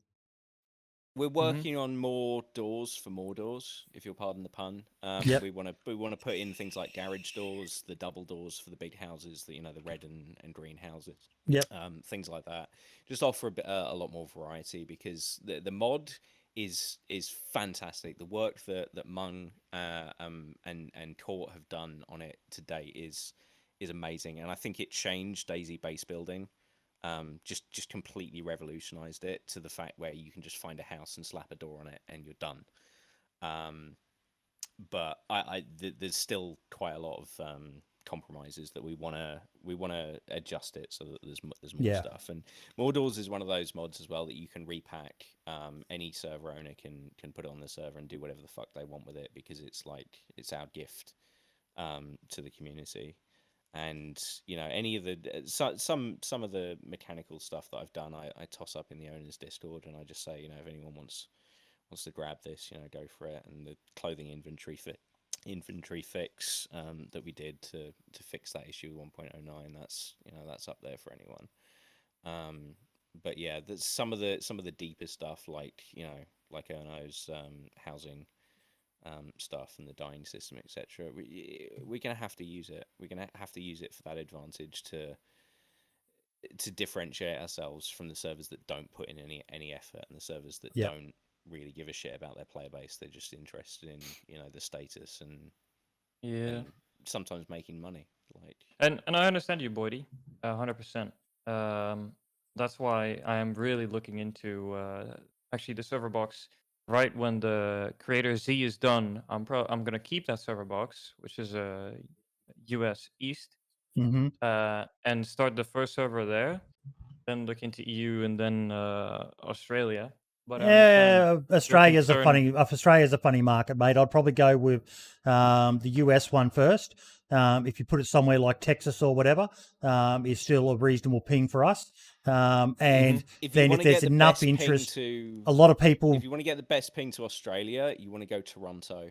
They have you get about 200 millisecond ping from Australia. We have a lot of Aussies on our server, and they're only getting like 220, 210 millisecond ping. Toronto's got a really nice backbone to Oceania. And like the dude Thor's just said in chat, here in Australia, mate, you know, we love it when we get stuff that's local, but we're all used to playing, you know, I reckon there's some Aussies who, if they were actually to play with a ping less than 50, they'd be shit at PvP because they're so used to playing with the higher ping. We just get You used gotta to lead it. the shovel hits. You gotta aim early. Yeah, but what I'm trying to say, we won't forget about you guys if this does take off. But I don't see this as a mod. This is more of a project. Yep. Like An the stuff. experience. Yeah, the stuff that we're working on, like the next thing will be potentially replacing all vanilla cars with custom cars. So we have to buy or make models in order so we can fortify those cars. Because one of the things that is bothering me in DayZ is that when you drive a car, you're like a sitting duck. And with the last update, you cannot even get out the car full speed, which is realistic. I get it, but it's worse for when you have a car. So we're gonna do like Origins did, fortifying your hood, so people cannot shoot out your engine as easy, and your windscreens and your wheels, and That's but in a awesome. That's a fucking yeah, good mod. but in a realistic In my way. mind, I'm picturing bloody Mad Max style cars. Yeah, it'll be a little bit like that. People who played Origins will exactly know what it kind of looks like, but yeah, so it's like a project. It's cars and then probably clothing and guns, and it's a bigger thing than just this housing. What's This is just the the? first I'm part. going to join the queue of people saying I really love your work, Erno. It's not my work. I'm more of like a idea guy, director. I just sometimes bring people I've got a together question and for you, Erno. That because normally we only have the one guest on, and we start off with a bit of a we get to know people on that. But how the hell have you got all these contacts in Russia? It's almost like it's a whole separate DayZ community. He's a part of the mob. You didn't know? Yeah, I was about to say, are you part of the Russian mafia or something, mate? No. I when I started this server, Stalker Z, we were the only English server, and all the other servers were Russian. Yep. So the first thing I had to do was get to know the guy who made the map, who was Russian. He told me about other communities and how that worked, and then another server came to us wanting to work together. They set up a meeting, and at first I thought it was kind of sketchy, but turns out those guys knew what they were doing, sort of.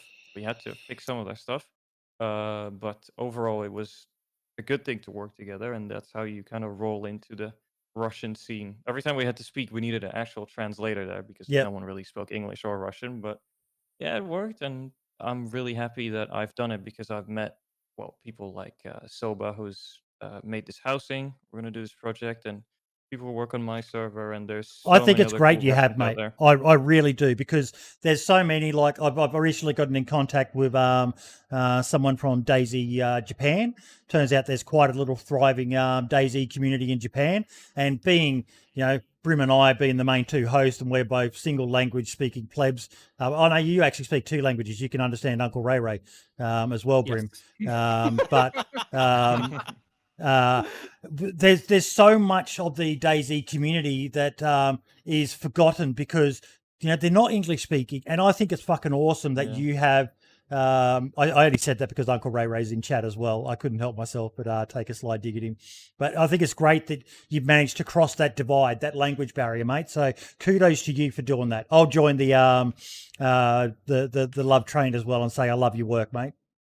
Thank you, appreciate it, man. Yeah, that one final thing, like people see Russians as, and some Russians still do that. I think the majority of people who do that might be Russian, stealing files, breaking rules. DMCA doesn't really exist in Russia, so they don't really care about all that stuff. But when you find people who do care about that and they know what they're doing, then it's just as good as any other modder out there that knows their stuff, really.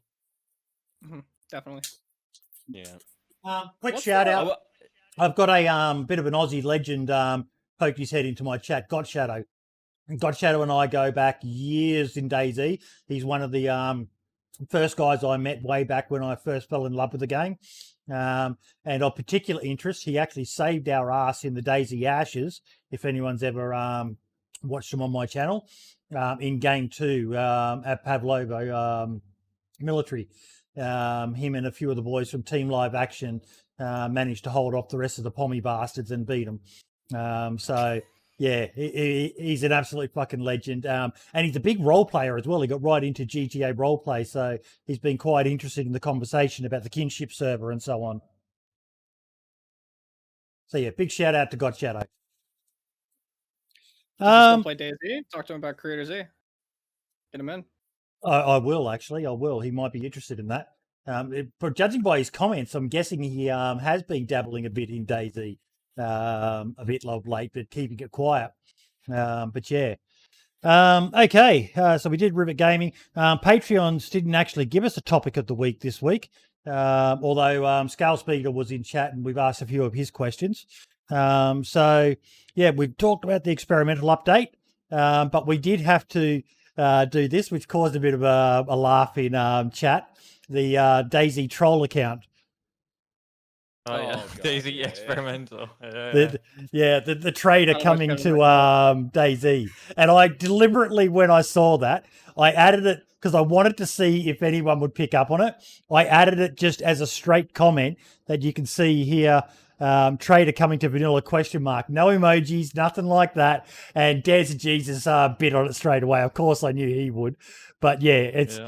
Yeah. Do you get many people biting on this one, Dab?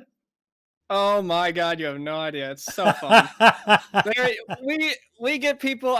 We've gotten DMs on that account about like, hey, when are you adding this feature to the game? Or when it's like, we're not the real DayZ account. It's if you look at our banner, we changed the player to be a zucchini. It's like the whole account is completely. We made it so obvious it's a troll account, but we love it anyway. It's so much fun. I love it, mate. I will admit, I did fall for it. I did fall for it on one of the. I can't remember what tweet it was, but there were. Oh, that's what it was. It was the if you do up, up, down, down, left, right. That made me giggle a little bit.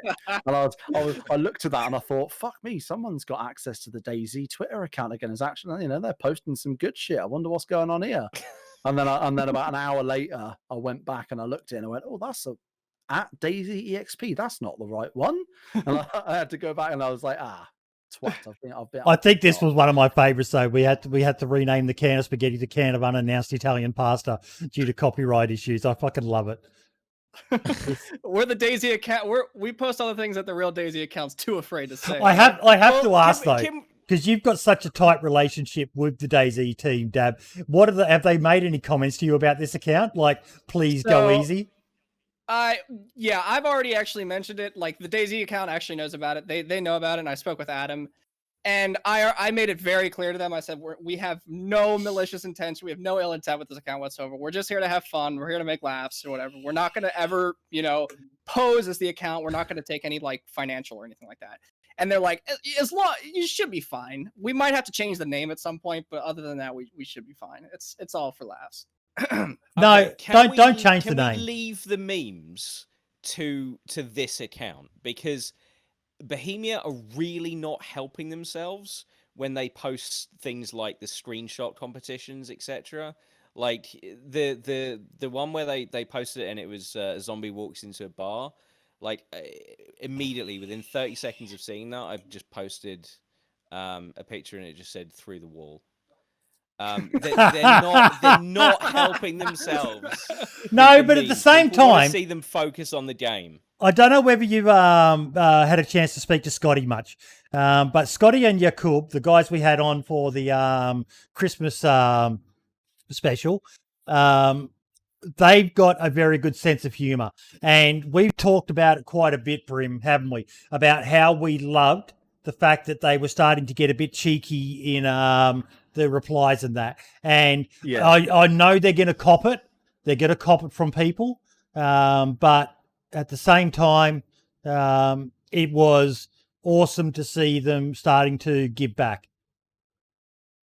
I think there's a balance, because I think unfortunately people are starting to forget that this is kind of not a game to a lot of people. This is something serious. This is like 8 years of broken promises and disappointments.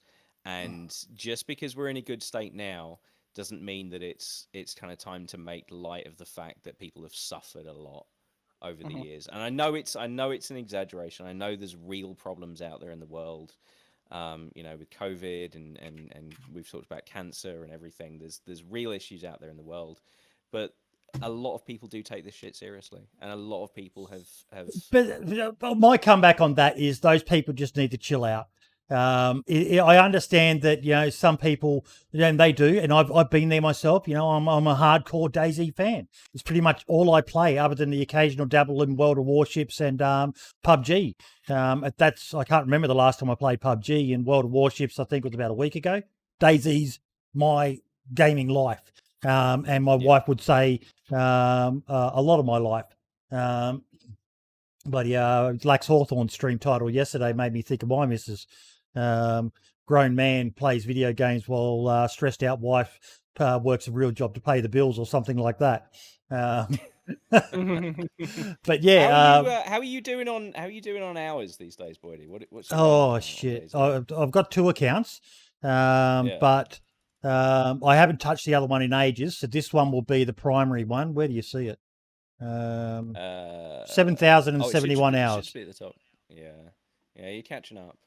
Yeah. Makes me and my less than 2,000 look like shit. But I only I don't play as much as some other people, because I only stream 3 times a week. And now that I've changed the day for the podcast, I don't play DayZ before or after it now. This is just I do the podcast, then I go and spend time with family. But yeah, it's most of my hours came from before, and the 2 times a week, and I do get on a bit during the week as well when I'm working on my server and stuff like that. But yeah, it's those people just need to chill out a bit and just. I know that DayZ is a game that by its very nature requires you to invest more time. It's not something that you can just fire up, play half an hour, and then go away. DayZ's not really conducive to that. You generally need a good few hours to be able to have a decent run with maybe some interaction or some PvP or whatever. But as you said, there's bigger things in life, and just try to have some fun and not be the person who jumps on the minute DayZ posted something on Twitter and fix fucking cars, fix your fucking mod or whatever. And yeah. Mm-hmm. I think, and like a lot of the whole purpose of the whole parody account is just to bring some light to a community that definitely needs like just a little bit of humor in it every once in a while, because a lot of people take DayZ really seriously, and everybody's like, they love the game. I love the game personally. I've been playing it since I was fucking 14 years old or whatever. So like bringing just like humor to the whole community is all we're about. And if people want to take that the wrong way, then I'll let them. It's fine. But... And here's the other Twitter account you should be following as well. If you like a laugh about DayZ, one of our favorites on the show, Brim, Out of Context DayZ. When you hear shots outside, but you're on red hunger, scoffing the food. I just love the other thing I love is he gives the credit as well. Reddit Lobart, he doesn't try and steal this shit as his own. It's always giving credit, and again, that means a lot to me when you're only one bad experience away from breaking. Killing a player on day 1. What have I done? Killing a player on day 43. I slaughtered them like animals. The only thing, and I will never ever forgive that Twitter account for it. The only negative, if you can even call it that I will give, is when we first learned about them. Oh, we mentioned them live they trolled on the us. podcast. And they must have been watching for a while and knew when we start getting into the Twitter stuff during the podcast, because they made a meme about the pod. I can't even for the love of me remember what it was, but it was the drama cast. The drama cast. The best timing ever. We were literally like, all right, so there's this new Twitter account out, no content. It's fucking brilliant. Check them out. Went to click on it, pulled it up. Boom. First thing that shows up, pinned fucking tweet at the time as well. And it was trolling us. And they had put it up maybe 5-10 minutes prior to us using that segment. It was That's, brilliant. That's Fucking some living. beautiful stream sniping right there. That is, it Fucking was. It was. livid. We literally it derailed us. It was like I think I even made it the DayZ podcast Twitter account profile pic for a while because it was just they got us, and we loved it. We loved it. It was very very well played. Very The very only very well acceptable played. form of stream sniping, in my opinion. The only acceptable form. It was good. It was good. Okay, guys. I before we go into the spotlight, I'm probably going to say it again after the spotlights and that. But this has been for me one of the best podcasts that we've done in a while. And primarily, what I want to bring it back to, there it is, there the drama podcast. He redid the logo for us. Trust Foxy to be the one that posts that as well. But this has been one of the best podcasts I've done. And the reason why is, Erno, you and I disagreed on Twitter about stuff, and we've disagreed about other stuff between all of us here on the show. Like Dab, you and Mike disagreed on stuff as well. But the beautiful thing I love about this show is that it's all being done civilly. Just because you disagree doesn't mean you have to hate each other. And, take that and apply that into other stuff that's happening in the real world as well, folks. Just because you might not see eye to eye to someone doesn't mean they're your fucking enemy. And you need to, pistols or shovels at fucking dawn at the top of bloody Athena or something like that. Just, we can all have a bit of fun and disagree and agree to disagree and move on and still respect each other. I think we're all here for the same reasons. We just want people to have a good time. That's and we love DayZ. Really. Yep. Sometimes. Oh look, it's a love-hate affair with DayZ. It's a love-hate affair. But yeah, we'll jump on to the highlights. So we'll start with you, Dab. What was your highlight over the last week or since we've last seen you, buddy? I don't know. I've actually been sick the past week, so I really haven't had a whole lot of time to think about like highlights and stuff like that. But what was that about, mate? I saw that on Twitter. Not COVID. Oh, I've still got it. I just got like a head cold. It's been rough. I was stuck in bed for like 4 days. Today's actually the first day that I gotten out of bed. Did you get tested for COVID? It's not COVID. No, it's just head hurts. You, man flu's a fucking killer. I'm telling you. It is. It might be worse than COVID. No, but I'd say my spotlight of the week is probably Kadiak. She just got partnered on Twitch, and I've been watching her stream a bunch recently. I think she's live right now. She's actually a super entertaining streamer. She plays with Saramore a lot. She's just kind of out there. She's putting herself out there, and she's killing it right now. She plays on day one, and watching her play is probably one of the highlights of me. I know she rubbed Lax Hawthorne the wrong way when Lax ran into him because she was just so in his face. He wasn't quite sure how to take it. She just kind of lets people have it, and I love that about her. So I'd say that's my spotlight. It's probably Kadiak. Congratulations to her for getting partnered as well. It's pretty big. She got it like yesterday, I think. Good on her. Yeah, as someone said, I think I saw a tweet about that. There are just so many people getting partnered, so many people coming into modding and that for DayZ. Yeah, fucking dead game. Go fuck yourself. Erno, what about you, buddy? It's been over this week. It's really hard because this last week I 100% focused on my own stuff. But I don't want to put that in. That would be kind of selfish. But not sure if he was pushed forward last podcast, but it would be Uncle Ray Ray, getting partner and his stream team.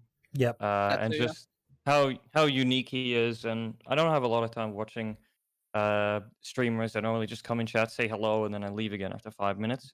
But yeah, he is definitely worth watching, and he's why Twitch should exist for people like him, original, entertaining streamers. So yeah, he freaks me the fuck out. In a good way. I like him. I love him. Oh, I don't know. I don't feel comfortable when I watch him. One of the best moments of my life is trying to explain to my 64, 65-year-old dad who Uncle Ray Ray is and what he's about. Bearing in mind he's a big techno. He doesn't even understand Twitch. He can barely log into his own YouTube account. Like, he's useless. At least once every 6 months, he'll ask me, "Do I have to pay for YouTube subscriptions?" Like, that's the level we work with. Trying to explain Uncle Ray Ray to that is honestly one of the most stressful and yet hilarious moments of my life. I can imagine. Actually, before we move on, can one of you smart guys explain? Now, we saw the peak be reported at 45,556, I think it was.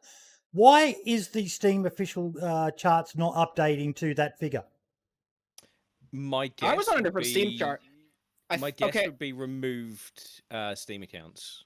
No, I think what happened is Steam charts only checks like every 15 or 20 minutes, and the Steam chart that I used for that report was like checking every 5 minutes instead. So I think that just reported it like on the top of the hour or something. So if you go to the other site, there you go. It'll give you a different number. 45,878. Yeah. It might have been Oh, higher that's than right. that if you checked every 1 minute, but it checks every 5 minutes versus the other site checks every 15 minutes. Okay. There we go. What about you, Mike? I'm unfamiliar with Spotlight. Am I supposed to just basically say like someone that I think is worth checking out? Someone or something or anything, or we did talk about a couple of things that were highlights, such as Mr. OG's fundraiser. But what for you was something that really stood out in the last week? Ah, God, dude, I don't get an opportunity to even like look at what's going on. I'm like, I wake up and it's fucking tickets day in day out. Yeah. I feel that, man. What was a good ticket you had? Did you have anybody that was exceptionally polite inside your ticket? No, I got to ban someone. I got to ban someone that I've been wanting to ban for a very long time. But I'm not going to get into that because then people will bitch at me for being unprofessional, despite the fact that this isn't a job and I don't get paid for it. But no, I tell you what. What I'm going to do is I'm going to point out a mod that I think is really fucking interesting. It's something called Dark Medieval Age. Has anyone seen Yes. this? Yeah, Yes, I've been meaning to try that. So I looked through the code and it's I can't wrap my head around it. Like, half of it is pulled from like Armor 2, half of it's pulled from Armor 3. It's fucking weird, like what they've done. And it's been done in the jankiest way possible. Like, there's a horse mod that is like based on like some ATV mod or something, or possibly even one of Dino's things. Just the whole thing is like cobbled together in the jankiest way possible, and yet the end result is fucking beautiful. And like, if these guys have accomplished this in like the past 9 months, because I think that's how long they've been working on it, I would be amazed to see where they're going to be in like a year's time. I think that people. This is it here. I I just shared it. That looks like testicles. This looks like bull testicles. Yeah. Dino's horse. Castrated his horse and then rode it. Oh, what God. a savage. What was the mod called again? Is it on the workshop? Dark Medieval Age. It's basically a medieval mod for DayZ. It's on the workshop. It's been made by some kind of crazy Russians. Apparently it's called a balls mace. Balls. But some of their clothing is fantastic. Like, they've got gambesons, they've got medieval shields and swords and shit. It's beautiful. Am I right in saying that's the one that's got the working bows and arrows? Yeah, they've got a ton of shit. The mod is really small now for some reason. I think that file size has been reported incorrectly, because it's definitely not 16 meg. It's 16 megabytes for custom map and models and. Yeah, no, it's closer to a few hundred, but just the shit they've done is crazy. Yeah, Blodders is right. We were launching our in the mouth server and we saw this mod, and I was just like, we're launching one of these. Like, we're launching one of these servers when they finally release the mod. But they're keeping it private. They're running their own server at the moment while they develop the mod. Fair play to them. I don't think it's necessarily the best environment for English-speaking players to go onto at this current time. But I hope they keep going and they create something beautiful out of it, because I think there's a lot of scope for that sort of thing in DayZ, and I think it would make in the absence of a multiplayer Kingdom Come Deliverance, I think this is about as good as we're going to get. Yeah, true. I agree. Looks cool. Brim, what about you, buddy? Just posting a link in the chats there. Rav Plays on the 16th of January put out one of his tips videos. Only this time it was 201 tips, DayZ tips. Obviously, Rav, as we all know, for years has been putting out great tips videos. I think we've mentioned him on the podcast. We were even lucky enough to have him on the podcast in the one of the earlier episodes. So yeah, I mean, it's just, again, it's one of those where, you know, I like to think I know quite a lot about DayZ. I learned a couple of things from the video, you know. So, I mean, granted, I've not got the ridiculous amount of hours that some people have in it. Don't think I'm over 2,000 yet, but it was just one of those fantastic tips videos that Rav does. And again, I say this almost every week on the podcast when we talk about the ages of some of the people in the community. The fact that the guy's like 19 and it seems like he's been around for like 20 years is incredible. like I knew about Rav Plays long before I actually started playing DayZ. I knew about his DayZ videos and I watched them. And then the fact that he turned around and told us he was like 19, I was like, how the fuck does that work? The guy's like reverse aging or something. What, Rav is 19? 18? 19. I think he's 19. I'm not sure if he's 20 yet. I'm pretty sure he's only 19. He's a young fella, yeah, definitely. Well, that look at explains a lot.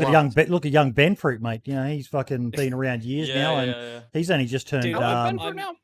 I'm so pissed off that I don't get to call Ben Fruit the only DayZ content creator that needs parental permission to play the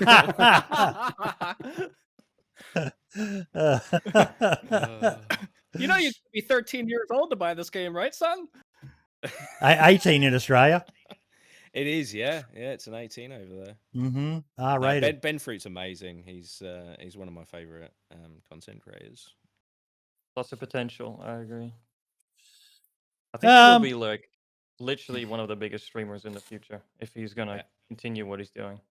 Yeah, and he's humble and he knows everyone in his community. And when you've got 500-600 viewers, if you can do that, that's astonishing.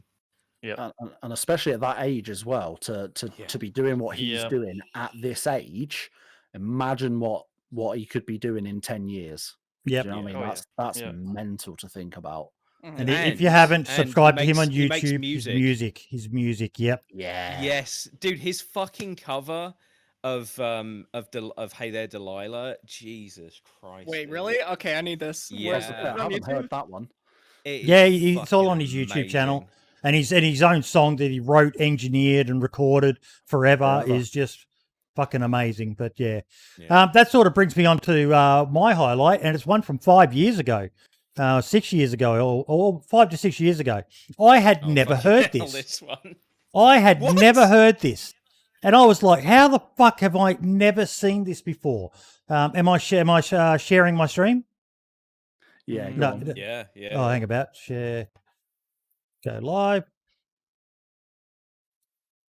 I've just pulled the link up and... This cover's amazing. Play. Yeah.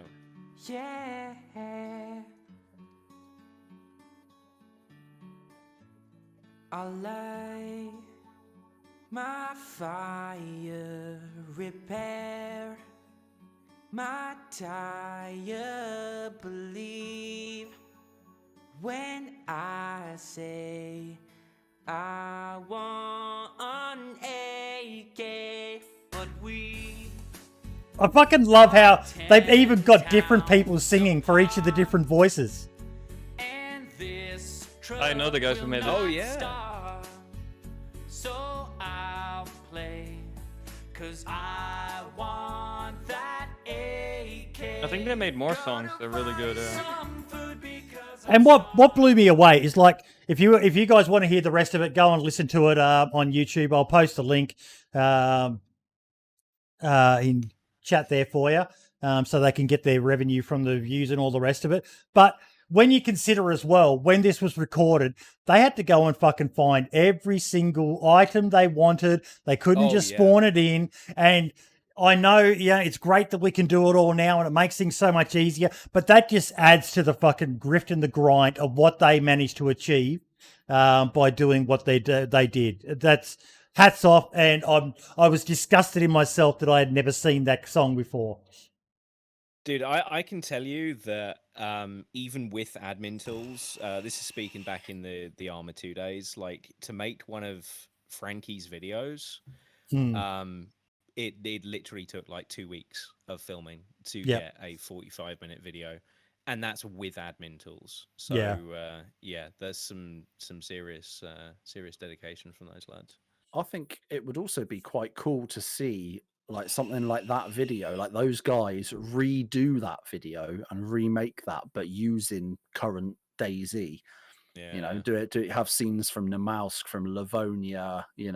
From maybe do a different one. Do a different song. Come up with something a different song, but have those same guys who clearly have a talent for it, and do it using current stuff, current technology, current admin tools, current maps. There's actually, you reminded me, there's this really, really well-made cinematic that somebody made for Namalsk. I don't know if you've seen it. It's called I'm a Survivor. Yes. I posted it on Reddit. Oh, it's so good. It's probably the best cinematic I've ever seen. Can't play that one. It's copyrighted as fuck, that song. Isn't that Foxypote's one for his DayZ Blackout servers, if I'm not mistaken? I'll post in chat here. Is that version of the song copyrighted? Yeah, it is. Yes. The easy way to tell is go to this and just below the video, it'll say music in this video, learn more. And if it comes up with this on YouTube, that is a copyrighted song, which will get you demonetized. Or not demonetized, but they'll take it all. Still a great freaking video. Yeah, the one that Dabs posted is not the one that Foxy did. Foxypote did one when Namalsk was about to be released as like a trailer, like a hype trailer for his Blackout servers that he's got. But it was the Destiny's Child, I'm a Survivor, in the background or a version of it, with the Namalsk side of things included. Yeah.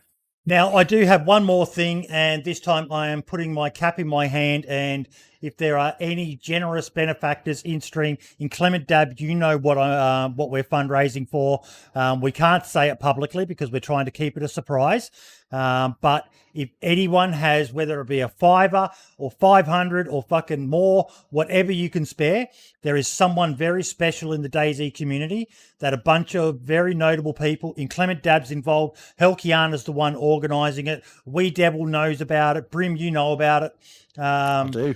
What we're fundraising for is something that will be, if we can achieve the goal that we want, is going to be a real feel-good fucking thing. So the reason I'm mentioning it is because I know I'm a shifty looking bugger with my gap tooth fucking missing, and people probably think I'm trying to fund my retirement in the Bahamas once COVID clears. Well, yes, he's taking a portion of it. No, I'm not. I'm not taking a fucking cent. Don't donate to me. Send me a message. Send InclementDab, if you trust his face more, a message, and we will send you a link to the fundraiser that we're keeping private because we're trying to raise a fairly considerable lump of cash so we can do something very special for someone who thoroughly fucking deserves it for all they've done for the community. So if you can, hit us up and we will link you so you can donate directly to the fundraiser that's being run by Helkiana. And if you don't trust Helkiana, I'm going to punch you in the throat. Oh, I don't trust Helkiana. What do you mean? But guys, the only thing I don't trust Helkiana to do is to get the placement correct of what was the thing that kept going up and down? The gazebo kits. That was the one. Yeah. She's sus. But guys, thank you so much. This has been one of the best podcasts. I've really thoroughly enjoyed it. We've gone for nearly 4 hours, guys. We've been chatting about. And it just flies along when you talk about DayZ with people who are just as passionate, if not more passionate in your case, guys. You guys are doing stuff much bigger and better than I could ever dream of doing. You know, I'm just a dickhead with a voice and an ugly dial. Thankfully, Brims the looks of the crew. Well, especially if your eyesight's as shit as mine and yours clearly is. But no, thank you so much, guys. What can we expect from you in the near future? We've got the creators coming out in a few weeks' time. Fingers crossed. Yep, Creator Z is coming out. Memes will be posted to Twitter at some point. With the Twitter accounts, we're going to keep them active, and I'll make sure that there's some type of content that comes out to sort of give you guys an idea of what it's going to be like to be on that server. So stay tuned for that. And I just shared the links for everyone's Twitter and Twitch accounts because you're all on Twitch as well. I've got to say, I do enjoy watching you stream, Dab. I joke about it, but you're like the idiot savant of Twitch streaming, mate. The shit you fucking do is next level. And if you're at all vaguely interested in modding, definitely go watch InclementDab when he's streaming on Twitch. It's this sight to behold. He just he types like a motherfucker, and he's just it's brilliant. I haven't had a stream recently, but I definitely am planning on bringing him back soon. I hope you do, mate. I hope you do. Zombie Lee saying Dab's Twitter account is my shout out of the week, and yeah, he's hilarious. Erno, keep up the good work, mate. As you saw in the podcast here, you probably get a lot of good comments in that, mate. And I know from myself those comments of people saying how much they love you is what keeps you going. But keep up what you're doing, mate. And don't let the doubters decry what you're trying to do with the creator server, mate. It's a brilliant fucking idea, and I wish you and Dab the best of luck with it. Thank you, man. I really appreciate that. Thank you. And Mike, thank you so much for coming on, mate. Like I said, your reply to my Twitter account kind of surprised me. That someone so heavily involved in modding, it's like, I've never heard anyone talk like this before. So thank you for coming on, mate. It's been fantastic, and I hope the dev team have listened. And we do see some changes with how they work with you and the rest of the modding community in the near future. Yeah, be good. Ladies and gentlemen, thank you all so much. We will see you next week. We're going to send the love over to Septic Falcon because we were talking about him earlier. He's an absolute boss. Please, is he still streaming? Yes, he is. He's streaming Scum. So we were talking about Scum earlier. You can ask him any questions you have about what Scum is doing because I'm keeping an eye on it. It's a different game. It's not DayZ. It shouldn't try to be DayZ. It shouldn't try to beat DayZ. It should just try to be the best that it can be itself. Hey, Brim. Agreed. Yeah, and I just want to give a quick before we end as well, let you know that next week on the podcast, assuming nothing's changed, is our console special for all you console plebs that keep moaning that we don't do console stuff.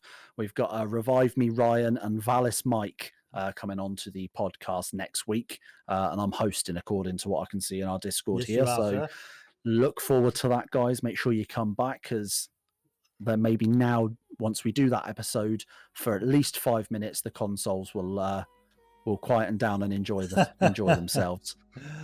All the best, everyone, and ciao for now. Say bye-bye. Bye, guys. Have a great day. Bye-bye. My heart levitates.